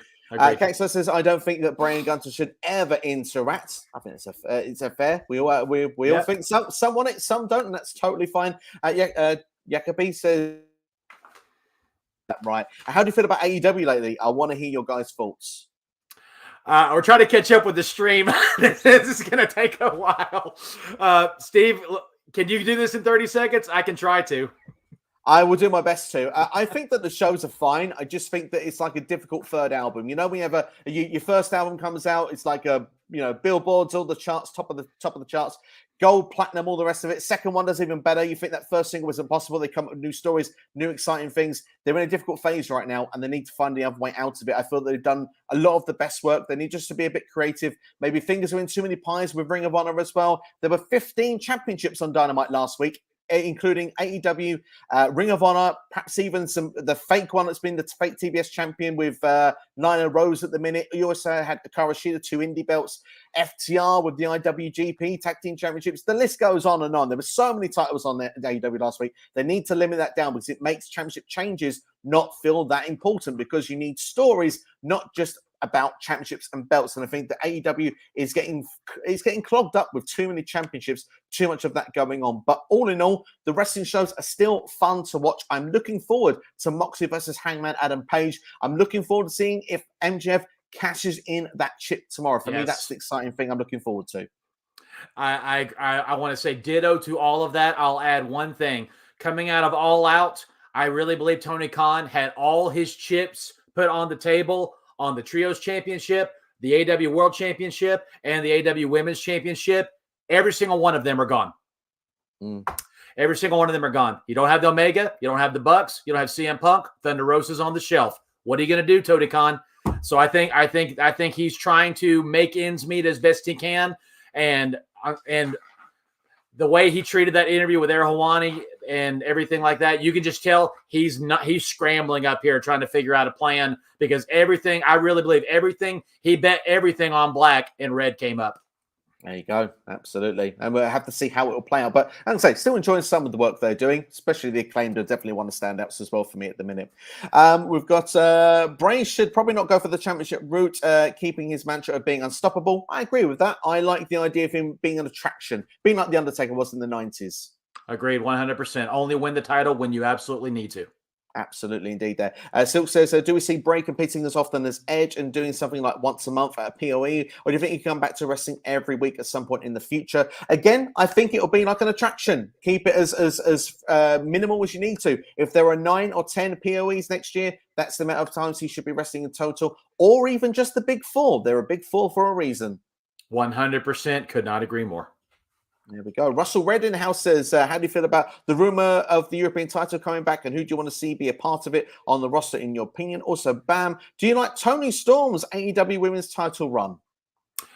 I love Toni Storm. I'm a huge fan. I've been a fan of her ever since her NXT days, and I really think that she's doing a great job as AEW Women's Champion. My only complaint, as I've said recently on one of my spaces, is why are both your AEW Women's Champion and your AEW TBS Champion still being outshined by untitled girls like Britt Baker and Jamie Hayter?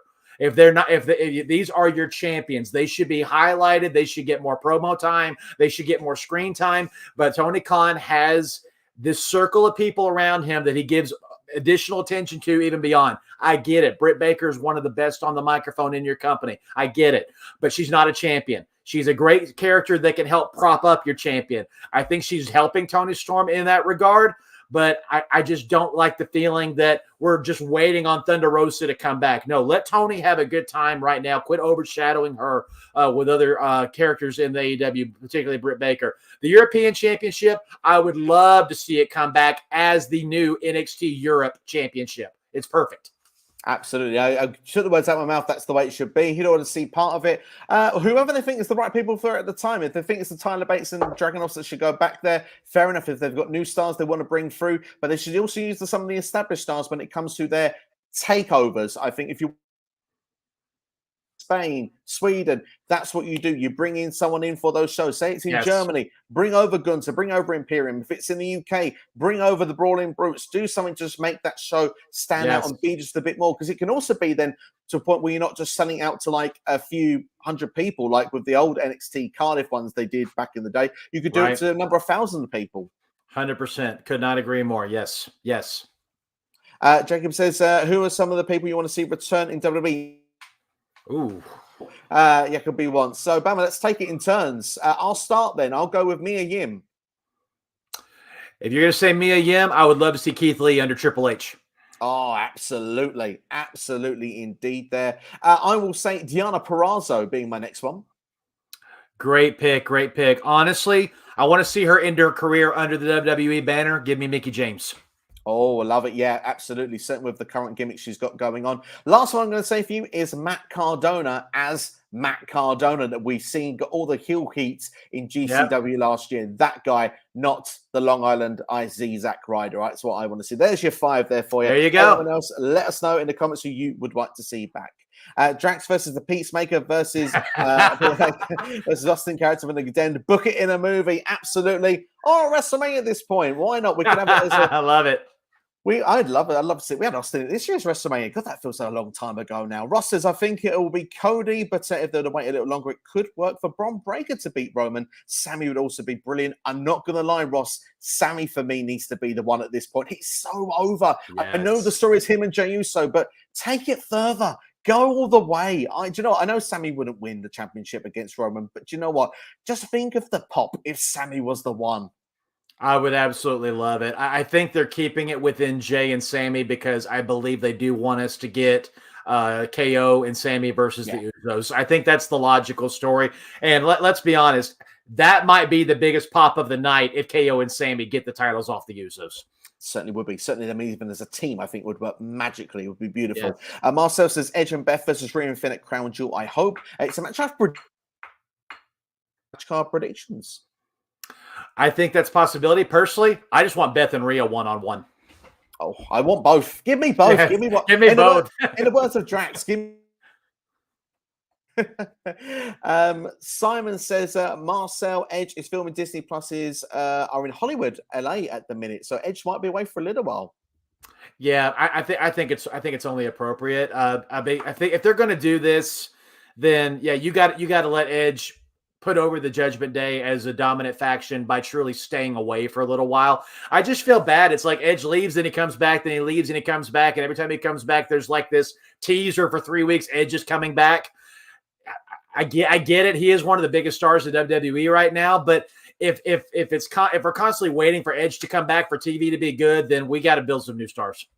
Absolutely. We need to build some more stories as well. But thankfully, with Judgment Day, there's a few of those going on, including Rey Mysterio on SmackDown. I'm going to say very, very quickly on that because I've not seen it come into questions yet. I love that bit of storytelling because, yes, of course, Judgment Day is going to go over there, cost Rey the IC title. Of course, we'll still get Dom going after Rey, but it delays it to WrestleMania. Yes, 100%. I've called that Rey versus Dominic in LA is the appropriate way to do it. Dominic beats his father. Rey takes off his mask, places it on his son, walks and leaves the ring. Bye, Rey. Career over. Absolutely. Chris, I did agree with this, by the way. The drums at the start of that do sound like the Prodigy. I did feel that as well. So you're not alone on that one, Chris. It sounds familiar. And just like the Nia Jax theme, with a little bit of Slipknot, Bray is my favorite artist. He is beautiful with the work that has been done around him. And I'm looking forward to seeing where it goes next. Silk says, Austin Theory will cash in that briefcase successfully and dethrone Roman. Imagine the heat. It would be amazing. To be fair, I'd love to see Twitter have its meltdown. It would definitely be a meltdown. I get the feeling, though, unfortunately, it would be the wrong kind of heat. I think people would honestly question Triple H's sanity if that happened. It would have to be done correctly. I would venture to say it would almost have to be done the way Seth did it at WrestleMania 31, where it becomes a triple threat, and maybe you don't pin the dominant person, which at that time was Brock Lesnar. So whoever's in the ring with Roman, that's the one you get pinned, and then you could say Roman could then come out and go, you never beat me. So the next time I get a chance, I'm getting my title back, so on and so forth. So I just feel like it's crazy to say this. I have a feeling Austin's not going to have that briefcase much longer. I think Johnny Gargano is going to dare him to put it on the line. Good point. He did actually. They talked about it on the bump literally about a week or two ago. So that's a fascinating idea there. I want Austin to keep it to the last day before cashing in. But obviously, if the pay-per-view structure changes, then that possibly may not happen. But right. I like your philosophy because Roman then could actually go and transition to a babyface, which I think has been rumored around a little bit as well. So could be an interesting way to do that. Nubico says, do you think Asuka and Alexa Bliss are coming back after being written off by Damage Control? Will they change their characters? We've already answered that one, Noob, there, but obviously we were behind at that point. So yes, but we do think they'll come back probably more than likely as they would. But obviously you said you'd like Kana to come in, and that would be the one that you'd like to see as the heel change. Correct. Simon says, do you think my guy MJF wins the AEW World title at Full Gear in November on pay-per-view? I certainly think he could do this in New Jersey, but I'm going to say keep an eye on Dynamite tomorrow. Cincinnati. And what did Moxley do? What did MJF do before? He beat CM Punk in his hometown of Chicago. I think that this would be the right placement potentially to set up your Full Gear main event tomorrow night. I 100% agree. If they want MJF to stay a heel, you win that title in Jon Moxley's hometown of Cincinnati. The boos will be deafening if he does that. If you want him to transition into being the face of the company and being, I hate to put it this way, but in a way being like Stone Cold, where you're doing heelish things, but the people love you, then you wait till Full Gear. You tell Stokey Hathaway and the firm to leave you alone. They turn on you. It's a beatdown 5-on-1, and MJF still tells the truth, still tells people off, still does all the stuff he normally does, but now he does it from a babyface perspective, and he does it with respect to the people in the ring with him. MJF's the biggest babyface in the company. MJF is possibly one of the biggest names in the wrestling world. And then you put the AEW World Championship on him in New Jersey. Win-win. Sounds a very bright future for your boy MJF, whatever it's going to be, whatever avenue they take it, go down. I think certainly a world title is in his future, in the very near future. So I'm just going to say, is your thought on Moxley 5-year contract extension is a great piece of business by TK, especially after the all-out media scrum debacle. Absolutely, they needed some positive news, and this certainly was definitely a bit of good news they could get. Also, Renee Paquette, obviously another great piece of business they've done. 100%. Like I said earlier, Jon Moxley is the Rock in AEW. He's the dependable one that you can put the title on, put the camera on, and you're going to get magic and you're going to get gold every time he's in the ring or on the microphone. If you don't lock him down and then bringing in his wife as the cherry on top, great business move by Tony Khan. Certainly is indeed there. Rick Red says, don't get mad at me. Wait, well, let's read the rest of the comment first, Rick. Okay. I like how unpredictable on the break character, but what if it's similar to Foley's Mankind? No comparison, but you get me. I mean, I'm not going to get mad at you for that comment. I wouldn't have got mad yet anyway, Rick, just so you know. I think that it's an interesting proposition. I try and think back of the Mankind character when it first envisioned back in '96, the way it evolved into what it became. I certainly wouldn't be against the idea. I mean, the thing is, I like the idea of Bray in this story, but I think one of the other things that goes against him is sometimes when you're unstoppable, like you can't be hurt, you can't be touched. Because when you get... So I like the idea that he can go so far, and someone like a Mankind who was a dominant monster, but wasn't like the size of like a Kane or Undertaker, but he could take a fall as well. He was kind of always... He felt relevant no matter what the outcome. And I think that that's something key that you need with this new Bray Wyatt character, because he's going to have to lose matches somewhere. Yeah, again, the whole thing of this is when he does wrestle, what kind of match is it? What's the story? And if he has to lose, how does he lose? That's the thing. Vince McMahon did not protect the Fiend character. He tried to use it to sell merchandise, or he tried to use it to bring a sense of haunting to the universe, or I mean, good grief, he'd bring back random people just so the Fiend could put the grip on them. You know, there was never a reason or a rhyme to any of it, and that you can play that off as unpredictable and maniacal, but at the same time, Bray Wyatt is so creative and he's so all about the long-term story play. I truly believe this is already booked pretty much through WrestleMania, maybe even beyond. I want... If you're going to do an Impervious to Pain and you have to like all but kill this guy to win, then why? And if there is a way to beat him through distraction, or what's taking away what's most precious to him, or something else in the match, whatever that is, it's got to fit the story and it's got to fit the character. Don't just do something for the sake of doing it. Absolutely agree. Yeah, don't say for the same again. It's all about the long game. It's all about direction. This is crucial for Bray this time. Yes. They need to get it right. They need to get it right. Whatever they do, it has to be done to perfection. Otherwise, people may give up on it and it may never return this time. Silk says, what do you guys think about the Disney broadcasting the AAA pay-per-vieiew on Disney Plus soon? We're being based around the Marvel Luchadors. I was not aware of this. Very interesting. This is the first I'm hearing of it. But I always liked the idea of the way the Lucha Underground was presented as like a series format. The fact of being on Disney, I mean, you get more adult things on Disney Plus these days. So, yeah, it's a great open door, great opportunity for AAA. Or AAA. Yeah, 100%. Yeah, if you're going to do it, I mean... I think that AAA is a great stepping stone. I mean, they're acrobatic, they're high flying. It's entertainment based more than pro wrestling. You know, it's how look at the spectacular things these guys can do. You know, in the ring and with each other, and then whoever finally gets the pin is whoever runs out of breath the most. So I think that is a great start. It'll get kids mesmer. I mean, I you know, 11, 12 years old the first time I saw Rey Mysterio, and that mesmerized me that this little guy can do the stuff he could do. Yeah. So if that's the goal with this, to enchant a new generation of kids who they're logging on to Disney Plus to watch the newest Disney movie, and they happen to catch AAA and they happen to see these guys doing what they're doing, yeah, why not? Absolutely, indeed. I 100% agree with that wholeheartedly. Obviously, it's a bit more violent in Triple R than what we saw back in the 90s with WCW. But like you said, Rey Mysterio, Ultimate Dragon was one I was fascinated watching back in 96. Likes of Juventud Guerrero as well. Like, there were some standout performers back in there, you know, that just... Yep. Super Cool as well. Oh, there were some great ones back in the day. They should put the MSG show as a Peacock special. Is it not on a Monday? I thought it was on a Monday this year, the Boxing Day show. I might be wrong with that. I know they're advertising for something coming up, and then I think they're also doing a Christmas MSG show for the holiday season. I don't know if it's on a Monday night. It is. According to Ross, it is on a Monday. Okay. Well, there you go then. If it's going to be on a Monday Night Raw, then yeah, blow it up and let that be a great place to do it. Absolutely. And then put it on Peacock afterwards. That's where you should do it straight after. Absolutely. Why not? Silk says, Dave, get me gas with those Jay White to WWE rumors. You're not the only one. Kenneth says, thoughts on the old pay-per-views that could come back, maybe No Way Out and this crazy outcome, lol. Unforgiven, Over the Edge, Holy Hell, In Your House also. We've got In Your House with NXT. Don't think Over the Edge will ever make a comeback, obviously, for, you know, reasons of sadly what happened in 1999. But No Way Out, Unforgiven would be fun ones. I've always been a component for Cyber Sunday just because I think that it was in the wrong era. I think today's era, would work really, really well. Is there any other pay-per-views that you think would be a standout that you'd like to see come back?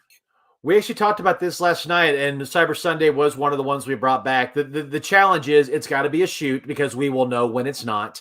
And the other big thing is you got to do it in a way where the IWC doesn't get in there and put Omos in the match out of being trolls. You know, it to be done in the right way, where the matches still make sense and still mean something. Another one that I really would love to see brought back is Night of Champions, where every single match is a title match. Oh, nice. Yeah. It always felt prestigious as well back in the day. So I like that shout as well. That's a good one. Ray UK 08, Impact Wrestling is my favorite wrestling company. I am Mr. Impact Wrestling. Moose might have something to say about that, but I certainly feel that Ray, that's a great shout. We do Impact content on here. Feel free to throw in an Impact question as well. You're more than welcome to. Honestly, there's always Impact videos on the channel going up all the time. Did you hear about Angel Garza's grandfather passed? That's very sad if that's the case. Thoughts are with him and obviously his family. It's a difficult time. How do you feel about the Legado and Zelina versus the... So, of course, they did talk about Garza and Humberto. I never watched the bump, but I caught this clip of them talking about Garza's time with Zelina as manager and how we felt a bit disrespected by it. Certainly a storyline they could do. That'd be interesting. Yeah, I remember when Andrade and Garza were trying to form a tag team with Zelina, and then that stuff started going down. Yeah, I wouldn't be opposed to it. I think Elektra has an opportunity to do something very special with Zelina and with Legado. I just, again, there has to be storytelling here.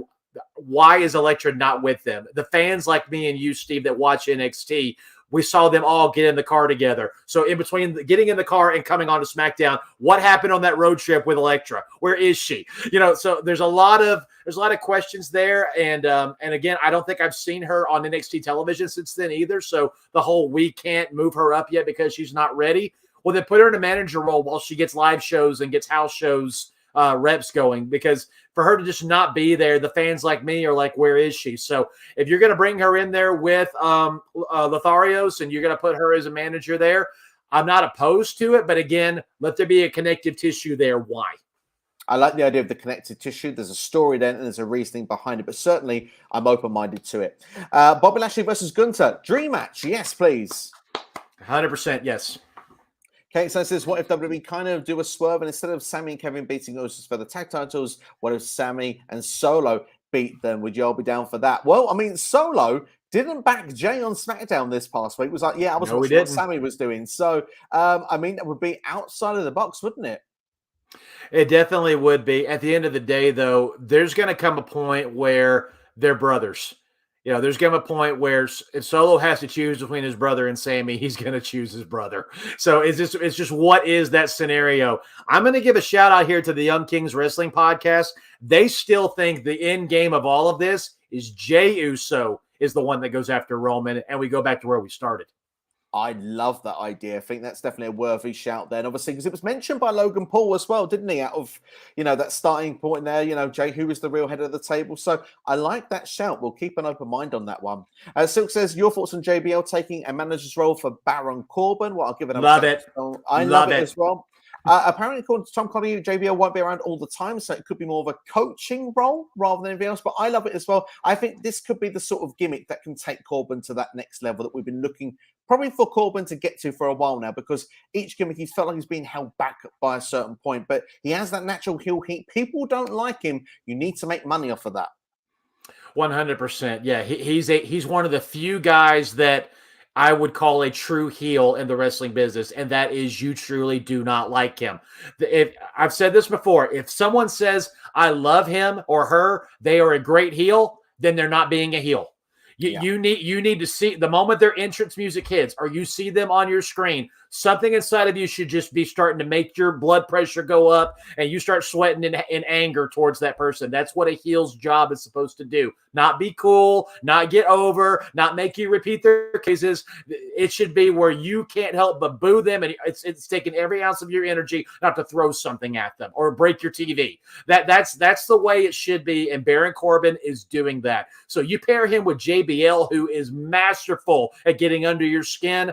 I think we're about to see the best work of Baron Corbin's career. Absolutely, indeed, Edo. Please, no one break your TVs, even if Don't break your TVs. Black Friday is coming up. Obviously, it'll be cheaper. That doesn't mean it's a good idea. Just throwing it out there. Silk also goes on to say, we never discussed Miz and Lewis Extreme Rules the other day. We didn't. We did conveniently forget that.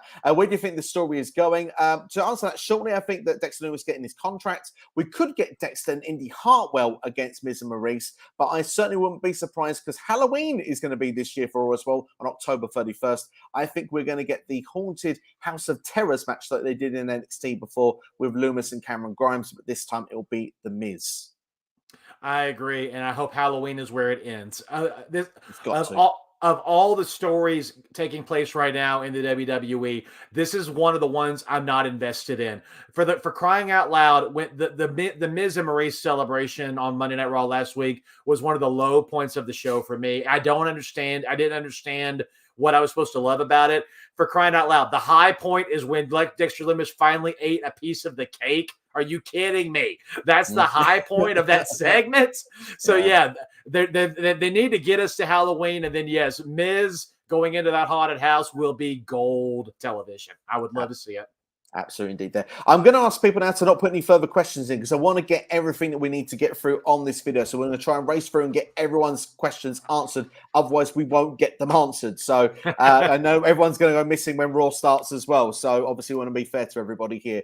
Randy says Grimes on his way. How about Corbin, JBL, and Cameron Grimes partnership? And we can have JBL and DiBiase backstage introducing the $1 belt on Corbin heel heat. Certainly some creative ideas there from Randy. What do you reckon? Yeah, I mean, I don't see why not. I mean, personally, I think Cameron Grimes has done a really good job lately of getting over as a babyface, and I'm really enjoying it. He just has that wily look in his face and in his eyes that just makes you think, yeah, his probably best work could be as a heel. So it depends on where this story with Joe Gacy goes, and depends on how because there's rumors Joe Gacy is in the Wyatt Six, and so if that's the case, then who says Cameron Grimes isn't a part of that as well? So it'll be interesting to see where the story goes on NXT. But I love Cameron Grimes. I love the cave in, that whip around midway ring move he does is incredible. He's amazing. Anything he does is good. Absolutely, indeed. There, Rick says, "I respect you, Bama, but I've got to say this, Bama. I mean, you got to arm wrestle. Don't change Oscar." Well, I mean, to be fair, we have our opinions, Rick, but I'm actually going to take Bama's side on this one. I think we do need to change Oscar. But he says, if I was Hunter, I'm going to have Oscar come back to normal, no face paint, like Sue Young in Impact SCW. She went to the Susie character, similar to Elias. How do you feel about that, Bama?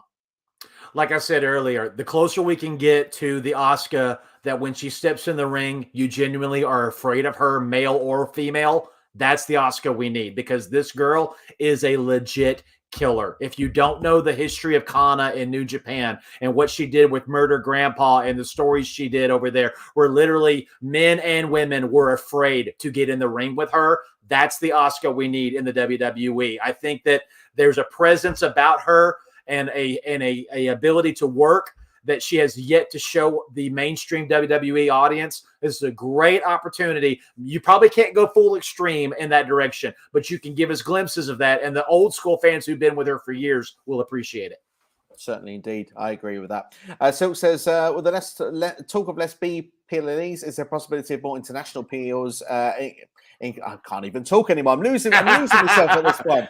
Is there more chance of international premium live events in the likes of Australia and the UK? I will answer on behalf of Tom Conny on his stream earlier, because I asked him this question directly. He said yes. He said that actually it's looking likely there'll be one UK PLE every year going. Insurrection. Yeah, I would love it. I would love it to see it happen. I mean, Australia would be a great show. I personally want one in Italy, Clash at the Colosseum, or the Romans Empire. I like it. I like it. Let's do it. Well, yeah, Bammy, obviously you're being in the States. Do you like the idea of shows being outside the States? Does that affect you in a time zone when those shows are on? No, of course. I mean, the fans around the world, they're some of the best crowds because, again, they're starving for it. They'll go nuts. They'll boo every heel. They'll cheer every babyface. They'll put on a high-energy show. I would love to see it back in Australia. I would love to see it back in the UK on a yearly basis. Like you said, in Rome, in Barcelona, down in Rio at the time in Brazil. I mean, there's so many places you could go. Mexico City, good grief. Any place where there's a major stadium, you can fill it full of rabid WWE fans. Get them there. Get them there. Absolutely. Japan. I mean, I think yes. Talks of China, talks of India as well. So, I mean, absolutely, there's a lot of destinations WWE could go to. Get your passports, everybody. We can all meet up for a Bama chatter and also for a beer or two. Adam says, how do we feel about FTR and Wardlow and Spears as Pinnacle 2.0? Good or bad? That's certainly fine. You hate it. I hate it. Tell me why. You established Wardlow as a singles champion. Why do you keep putting him in tag teams? If this is going to be a faction war for a one-off, okay, maybe. But you got the ROH TV champion and the TNT champion on AEW. Because they're TV champions, you put them in a tag team. You got to be more creative than that. Wardlow took forever to get to this title. He finally has it, and you have no people lined up for him to defend that title against. I don't like it. It feels like a dead title at this point. It doesn't been booked well for a long time, and I feel if you've got no direction, at least with the Wardlow stuff, I think people sort of kind of get behind it. But I do agree, even on TV, it's like it's a lazy name. I'm just hoping at least them against one another at some point. Some point, though. But in the meantime, I was fine with what I saw on Rampage. I just don't think much of the opposition. I feel it's a bit weak. That's just my opinion again on that one. But Kenneth says, for some reason, I think you'd be a good wrestler. Your voice has got the old school feeling. You'd fit in the NWA perfectly. But can you do a Macho Man impression? Oh, yeah, the cream rises to the top, and everybody wants to watch the Bama Chatter. SCW Steve, you have the best program on YouTube. Like, comment, subscribe, and click the bell. I absolutely love that. That was brilliant. It doesn't stop there. There's a lot of love for you, Bama. Scissor me, Bama Dave, says Silk. Absolutely, indeed. There, I might have to start reading some of these comments before I actually put them out. But there's some glorious stuff coming through. Randy says, "Internet is okay, Bama. Take that hit. The New Age Retribution is coming back tonight on Raw, or the QR code is tonight. We'll have to wait and see." If we get another QR code, we'll have to say maybe. Never say maybe. If John Morrison didn't sign to AEW, will Triple H take him? I think he's not fully signed to AEW. Would you like to see him back in WWE? I want him to be wherever he'll make the biggest impact. The WWE is starting to get a little bloated now with all these returns. If he does come back, why? I personally think it's been a miss. He's never been in NXT. The way he works, have an opportunity to be an NXT champion or North American champion and work with some of these younger guys that are doing a lot of the stuff he used to do and still can do. But at the same time, wherever Taya Valkyrie is, I hope Johnny's nearby. So if Taya wants to make a name as an Impact, Knockouts champion and then make a big deal over there, then hey, Johnny Impact, why not? I'd like him back actually in Impact Wrestling. I think that'd be a good shout. And Ray's got our next comment in, so I think he might like the idea as well there. Yeah, I mean, to be fair, NXT would be a great shout for it as well there. I think with the over-bloated roster, by the way, I think the idea is what Triple H may do. It's just me suggesting on NXT, people would be there sporadically once every couple of weeks. I think that's what he's going to try and do. Be almost like the 90s again, watching WWF superstars. Ray says, I'd like to see Hornswoggle return to WWE, only in the Rumble for me. I agree. Only in the Rumble. Be good for a war movie, apparently, says there Rodriguez. Okay. Yeah. But where we get some comments from time to time. Elijah, how do you feel about the Rey storyline? We did mention this earlier on. I think that's certainly, I think it's quite interesting. I like what they're doing with it. It delays the storyline to WrestleMania further, but of course, Dom's going to go over there and attack Rey. Oh, yeah, 100%. He can't not. Again, the challenge with this, and I trust Rey and Dom and Triple H to figure this out, the challenge is allowing this to slow burn and last until WrestleMania. Because if you remember, when Kane debuted at Bad Blood versus The Undertaker in October, they did not wrestle until WrestleMania. They were able to slow burn that all the way till WrestleMania. They've got to do the same thing here. And I truly hope by the time we get there, there's a level of bringing Dominic back towards the light and bringing Rey towards where he has to dig down deep into a part of himself he thought was not there anymore to finally get the same way Brett finally had to find that dark place to fight Owen for the first time.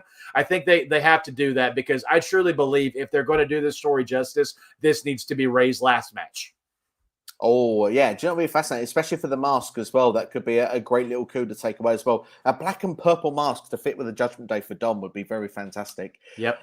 And Elias says, Elias return tonight. Does Owens get frustrated? I hope they actually don't do that storyline again. No, dead. Get rid of it. Just bring Elias back and just be literally like the heel that he was meant to be before. That's what I'd say here. Join Butcher and the Blade. They've already got Buddy. They don't need me. They've already got Buddy. C Nation says Seth Rollins is my favorite wrestler of all time, and I tell Good you pick. what. It's a good pick. It's a very good pick, and I hope you sing along with that theme tune. Simon's still with us as well. So Sasha versus Bayley at WrestleMania 39 in LA, Hollywood. I'd like that. They've not had their WrestleMania match after all these years, so I would be down for that. I would 100%. The only horsewomen rivalry we've yet to see is Becky and Bayley one-on-one. That's the only one that has not been tapped into. I feel like that's the obvious one when Becky comes back. So maybe if Becky does make her return by Survivor Series, then you could see that story go over 2.5 months all the way to Royal Rumble. If Sasha won there, if Bayley is holding that title and Sasha finally wins a Royal Rumble, Sasha Bayley at WrestleMania, book it. It's all I'm going to say. Book it. That seems like a great idea. Do you know what we mentioned about Sasha returns? Rumble could be the place. If they're not going to do the tag team, that could be the place. It would be perfect for it. I have a strong feeling that Triple H will bring back Tegan Nox and probably someone new to form a tag team. Do you know what? I'm going to have to sadly disagree with you on this one. I think Nox is not going to come back, sadly. I think injuries have just not been kind to her. I agree. I felt like if any place was going to be the place to return her, it was in her hometown in Wales. But we did not see her come back at Clash at the Castle. So I tend to agree with you, Steve. If she wasn't going to be able to come back there, we're probably not going to see her again. It's a shame. She had a lot of talent there. The manager of Brooke or Fallon Henley on NXT. Elijah's got some booking ideas for you there, Bama. I mean, I like her. I think she's a good fit with she's the one with Brooks and Jensen. Yeah, she's a good fit for them. I'm still interested to see what she can do without them. Eventually, they're going to have to do something different. But the role she's in right now, she's doing a great job. She is indeed with it. With the current role, I'm liking what she's doing.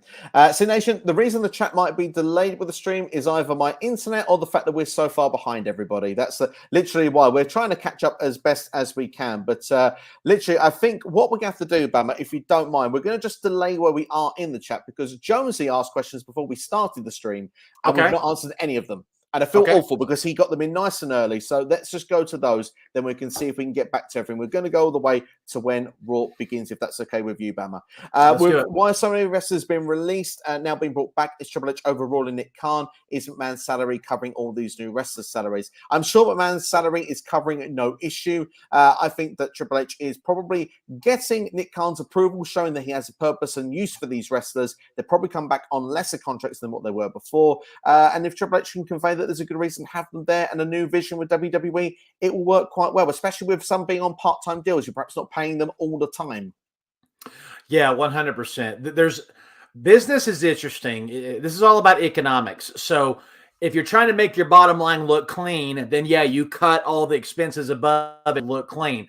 However, there's also, you know what? Let's create something that people will want to buy into. So in other words, if people see their favorite wrestlers who were released come back, there's a good indicator they might buy their new t-shirt, buy a ticket to go see them, subscribe to Peacock to watch them. There's the income coming in. So Triple H is saying, look, let me boost morale. Let me bring back people that were unfairly treated and unfairly released. The fans will love that I'm doing that. They'll love to see their favorites coming back. They will pay money to buy their stuff. They'll pay money to see them live, and they'll pay money to watch them on Peacock. Therefore, that bottom line keeps getting thicker, and the ratings are reflecting it's working. Absolutely, indeed. There. His next question was, what would WWE do with the next Blood Money show if Sami Zayn wins the WWE title? Sami will lose that title before that show because he doesn't do them. Yep, agreed. That's as simple with that one. Shouldn't Tony Khan or someone be stopping Sting and Julia Hart from taking crazy dangerous bumps like they did on Dynamite last month? I believe at the Arthur Ashe Stadium on Rampage. Those bumps were scary. I do agree that there is some videos been going round of some horrible spots there. They need to be a bit more careful on the ones that are perhaps a bit green or perhaps shouldn't be taking those styles of bumps. Yeah, I would 100% agree. I mean, every wrestler knows the moment they walk through that curtain, they're putting their body on the line. Anything can go wrong. I mean, good grief. Stone Cold took a pile driver that was supposed to be executed by one of the greatest in-ring technicians of all time, and he hurt his neck. Sasha Banks took a routine hit from Paige, and she hurt. I mean, Paige took a routine hit from Sasha, and she got hurt. Anything can happen on any bump. Good grief. Shawn Michaels took a back body drop over the top rope and landed on a casket awkwardly, and it tore his back up. So we always say it's an unsafe work environment. Why are they letting these things happen? Accidents happen in every promotion. It's not just AEW. You have to work smarter and you have to work as clean as you can. However, if the person themselves looks at the situation and says, I know this isn't safe, but I'm going to do it anyway, that's on them. And I think that's what happened with Julia Hart. Absolutely. And I think as well, what you'd say is it's not ballet, I guess. That's probably the old catchphrase. It's not ballet. That was the one we grew up with. Jones is saying with should wrestling companies have run pay-per-views on Saturdays before WWE recently started? Was there a good reason to do Sundays before? AEW did do them on Saturdays, but have transitioned to Sundays. Being in the States, Bama, is there a good reason to do these shows on the Sunday rather than a Saturday, or is WWE what is the best method to go with these? I think the reason, honestly, that Vince McMahon loves Sundays is because he loved the competition of going head-to-head with football. Yeah. I think it was an ego thing. I think he wanted that. I think also a lot of people tend to do things outside the house on Saturdays over here. And so a lot of people are not parked in front of their TV ready to watch something. They're at the movies or they're at downtown shopping or they're out eating with family or things like that. Sunday nights, usually people go to church or go do something and then they come home. And so they're home watching football. So you know what, tonight there's a really good WWE show. I'd rather watch that than watch the football game tonight. So that might be what Vince's mind was. I think where Triple H and Nick Khan and Tony Khan are thinking is when are usually the UFC and the MMA pay-per-views? Saturdays. So if we're going to present WWE as an athletic combat sport per se, Saturday night makes sense to put it there. Absolutely. And obviously being in the UK, obviously boxing's been quite big for growing up for myself. And it's like that was always on a Saturday as well. So yeah, I see the idea behind that. And it does make a lot of sense of your answer there.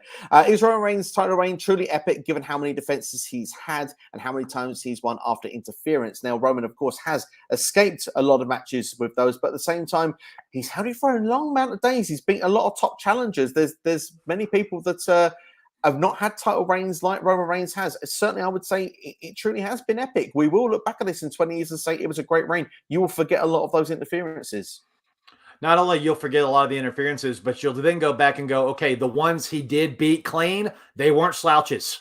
They were great competitors. And a lot of them he beat with no help from anybody. He just beat them out of being one of the greatest in the ring right now. So I do agree this is an epic run. My question is, if you have The Rock secured for WrestleMania, I don't think the titles are going to be on Roman. So in the next 3 to 4 months, it's going to be very telling who his next 2 or 3 challengers are. I'm going to be fascinated to see how it will play out. Jonesy then also asked about what the differences could be between the War Games in WWE and the Blood and Guts in AEW. Same as what NXT was, really. If you've seen in the NXT ones, the cage roof is not on there, gives a bit more ability to jump off the top of the War Games. Obviously you grew up with the classic War Games format. Yep. Do you like the way it's been presented under Triple H in the banner of WWE? Triple H has met us halfway in that he knows that today's fans grew up with hardcore matches and weapons matches and TLCs and things like that. And so I personally think the purist in Triple H loves the NWA and WCW where weapons were not allowed. It's all fists, kicks, and moves. That's it. And if a person bled in War Games, it's because they got their face grated on the side of the cage or they hit something. It was not because somebody hit them with a steel chair that happened to be inside the ring. So I think there's a halfway meeting there. I personally would love it if a weapon got in, it's because somebody on the outside threw it over to one of the competitors, like a manager or something. I hate it when they come down and they don't go right in the ring. They go to the apron and they dig a bunch of stuff out and throw it in. I hate that. Fair play, fair play. I think it's WWE's way of trying to modernize the idea of the War Games, trying to evolve it, I suppose, is probably the right word rather than modernize it. But the blood and guts seems to be of the older format, but still you find a way they break out of it and go to the top. But it seems to be that the way that the roof is done is the main difference between those. But Jonesy, if you've not seen them, check out the NXT ones. I think there are some good ones in and amongst them, particularly very good ones. Should Alexa Bliss reteam with Bray Wyatt's new character since she turned on him the last time they were together? Not for me. No. She'll be a target. That's what I think with that one. And can WWE make Uncle Howdy a serious character, or will he be reduced to a comedy character like Lily was before? I'm hoping a serious character. I hope it's not reduced to comedy. If it's a part of the Wyatt Six, I hope it's a serious character too. But again, I'll go back to what I said at the very beginning. I hope Uncle Harper and Uncle Howdy have nothing to do with the Wyatt Six. I hope it's a new Godwin's tag team that we can all laugh at. There you go. Teresa Pod checking in. Hope you guys are well. Thank you for checking out the stream. Thank you so much. And also, we've got an amazing impression there from Silk. He said a couple of minutes ago, just so you want to know. Did we hear that Oni Lorcan is back as a coach in NXT? Good pickup to be trained. Yeah, definitely, Jeremy. I would agree that would be a good pickup if that's the case. Absolutely. Did they ever get rid of Danny Burch too, or has he always been backstage? I don't know. I have no idea, if I'm honest. I don't know either, because he and Oni were a great tag team and they were good coaches. So they were indeed. Jacob says, you guys got good chemistry. Thank you very much. You could be the Alpha Academy of the YouTube. Thank you, indeed, literally. The Rock was on the one show on BBC on the Monday night. Right, I'll have to check that out. That's certainly something I'll need to go on the iPlayer and see. C Nation goes on to say, Bama, speaking of facts, why two mid-card champions in the tag team AEW makes no sense sometimes. There we go. Absolutely. Marcel wants a PLE in Amsterdam. I think a lot of people have a very fun time in Amsterdam. That's all. I agree. There. And last question. Do you think that Grimes could pick a three-man team to face Schism on the main roster? Who do you think would be? Also, Cora pull something like Rhea versus Roxanne. Cora want to beat with Judgment Day. So, I mean, is Grimes going to find people to go against Schism? And who will be the pick your poison for against Roxanne? That's a great question. Well, we know Roxanne has picked Raquel, and so that's a logical thing. For Roxanne, I would not honestly be shocked if Cora picks Bayley because they had that interaction.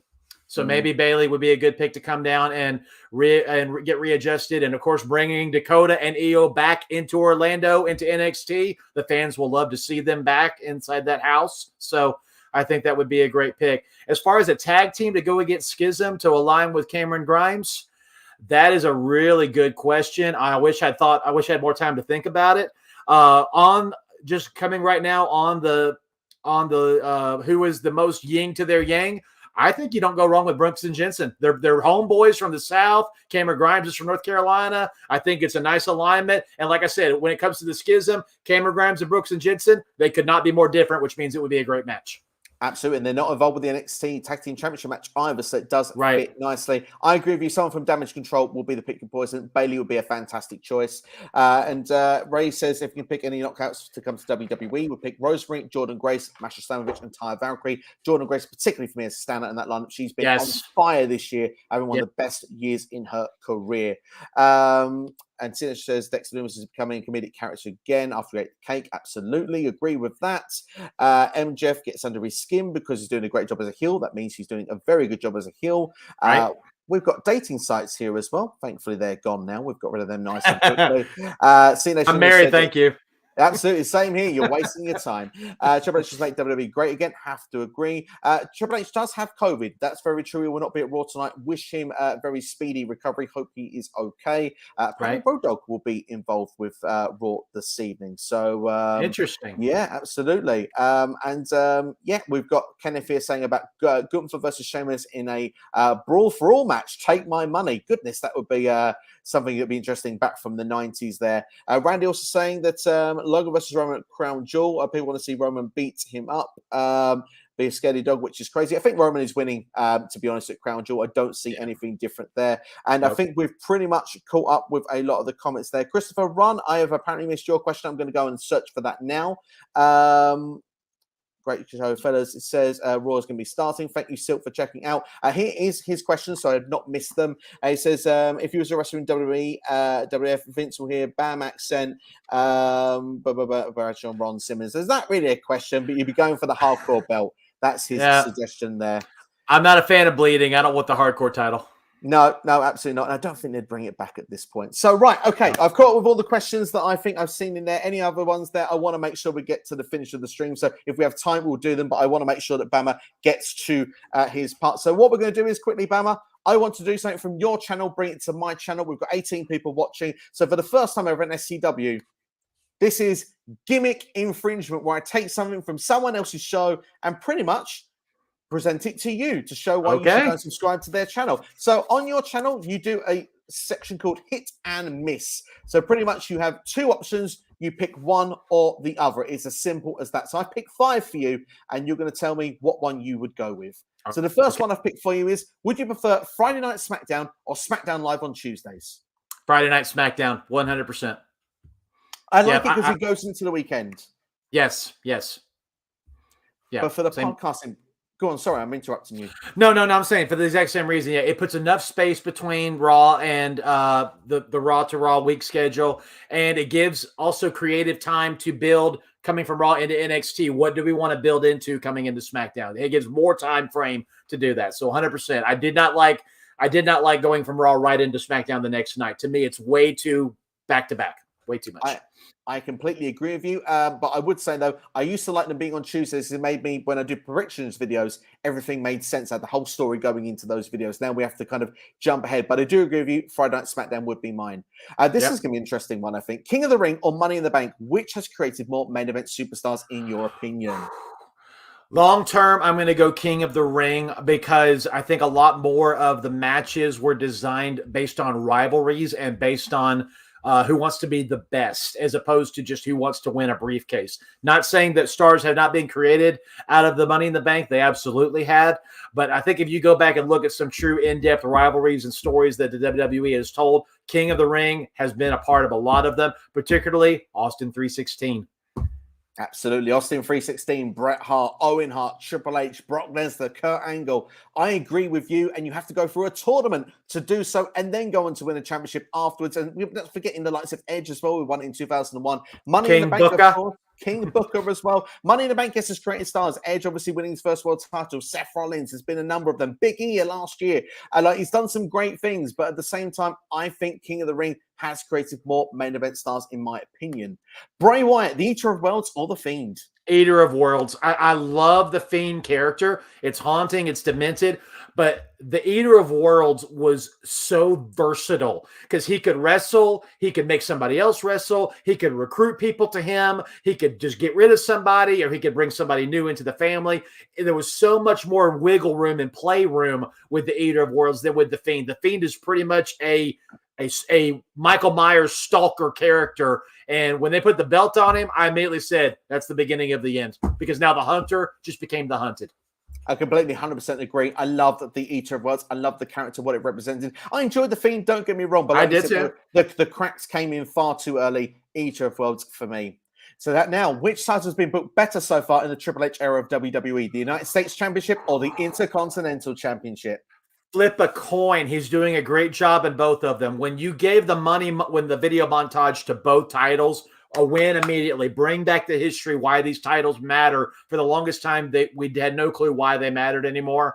I'm going to give the slight edge to the Intercontinental Championship only because the feud between Gunther and Sheamus has been phenomenal. Those two have made that title. If these two are willing to go through the war they've gone through to win that championship, it must mean something. That's why I'm excited about Seth Rollins being the new United States champion, because I feel like he's about to put on some very similar matches with some really good people. I completely agree with you. And goodness, Sheamus's chest has been so brutally red. He deserves to have a little bit of credit after that. I'm going to go IC title as well, but both have been done so well. And they started with the US title first. Last year, obviously, didn't have many PLEs with it. So I'm going to go with the IC as well. And my last one for you, which was worse, WWF in 1995 or WCW 2000? David Arquette was the world champion. Vince Russo was the world champion. There's no comparison to that. WCW 2000, I wish I could just erase from existence. I'm watching it right now on the network. Or Peacock so in the States. It's so bad.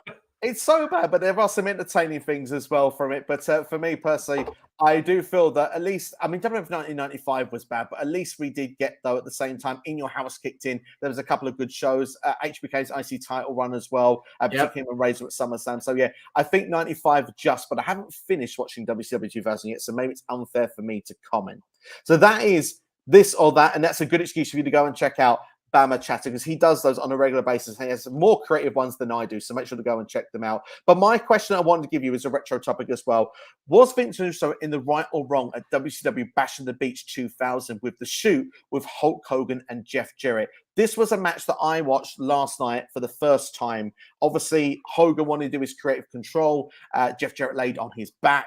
And then we had the big shoot promo afterwards of Vince Russo saying that he had been trying to give the best for WCW, for the likes of the Booker T's, the Jeff Jarrett's, the people in the back that cared about the company, not the people like the Hogans. And he said that someone like Hogan was not going to be around ever again after trying to put in that creative control. It felt more shoot real because he said he quit the company 3 weeks earlier, gone away. He wasn't going to come back, but he did for the people he cared about. You even saw commentary that was shocked afterwards. I wanted to know what your thoughts were, because obviously you were a big WCW guy back then. Who was in the right? Who was in the wrong? Was Vince Russo right to do this, or was Hogan in the right, and that's why WCW was going down the toilet? This is a great question, Steve. I'm going to be honest. After about the early part of 1999, I began waning because I started to sense how bad it was getting. Plus, just that time in my teenage years, I was just not as interested in wrestling at the time. But I will say this, having gone back and seen a lot of this and read a lot of course, quotes from it in interviews that such as what Jeff Jarrett did, I believe the problem is if you have that in the contract, you need to let that run its course. I feel like the clash and the problem, just like with the Montreal Screwjob, is when you don't show trust. And if there's no trust in the situation, then there's nobody going to win out of this. Now it's a battle of egos. And so I just really feel like if Hogan has that in his contract, renegotiate it or sit down with him and go, okay, I see your point of view, but how can we get to this part of the story without violating what you want to see happen? I feel like Vince Russo just, I hate to say it, I feel like he did not give it any chance. Maybe, I don't know the backstage meetings. Maybe they tried and Hogan kept putting his foot down. No. And Vince was like, I have to do it this way. I personally don't know. But just like with the Montreal Screwjob and just like with the Finger Poke of Doom and just like with everything else, when things are just take the air out of the whole arena and they leave a bad taste in your mouth, you got to go back and go, this can never happen again. Absolutely. And the only thing I would say is someone that was growing up, for me, I wanted to see the Stars of Tomorrow Born. That was what frustrated me with WCW. So in a way, I felt it. And I felt Vince watching him when he was giving that impassioned line. I can't get my way because people won't. The politics in the back, it ruined it for everybody. So I kind of see the point of view. Like you said, they renegotiated the contract. Maybe there's a different way they could have gone about it. Maybe there is no right or wrong because it did leave a bad taste in people's mouths. And the last question I got for you then with that then, was that the final nail in the coffin that knew that the beginning of the end for WCW was coming? We actually had this conversation when we did a This or That Attitude Era edition, and I asked the question, what was the turning point of the Attitude Era? Was it the DX invasion with the Jeep, or was it the Finger Poke of Doom? The finger poke of doom was the end, because at that point it became official where they're announcing Mick Foley is going to win the championship. Oh, that'll put butts in the seats. The statistics and the graphs show there was a flock of people that came over to watch that event happen and watch Mick Foley win that world championship. I believe the final nail in the coffin was that season in WCW in 2000. But if you want to go, was the beginning of the end? It was the finger poke of doom. Yeah, that seemed to be there, definitely. I think even Starrcade 97 could be an argument as well, where things could have been starting as well there. But Bama, fantastic topic there, fantastic conversation. Monday Night Raw is going to start, ladies and gentlemen, so we're going to drop it there. Thank you, everyone that's been checking out this stream. Bama, thank you for being a part of this. Well, really does mean a lot. Tell everyone again where they can find you, and we're sorry for any comments that we have missed. It's just been a mental stream today. Bama, let everyone know where they can follow you. Absolutely. Send your questions and comments to us on our social media. We'll answer as many as we can. Follow me on Twitter at BammerChatter. My Twitch channel is twitch.tv/BammerChammer. And go over to YouTube, type in BammerChatter Wrestling Podcast. You'll see me come up. Steve, thank you so much for being such a gracious host and bringing me on today. Love chatting with you and picking your brain. Everybody, if you have not yet subscribed and followed Steve on all of his platforms, go do that now. This guy deserves it.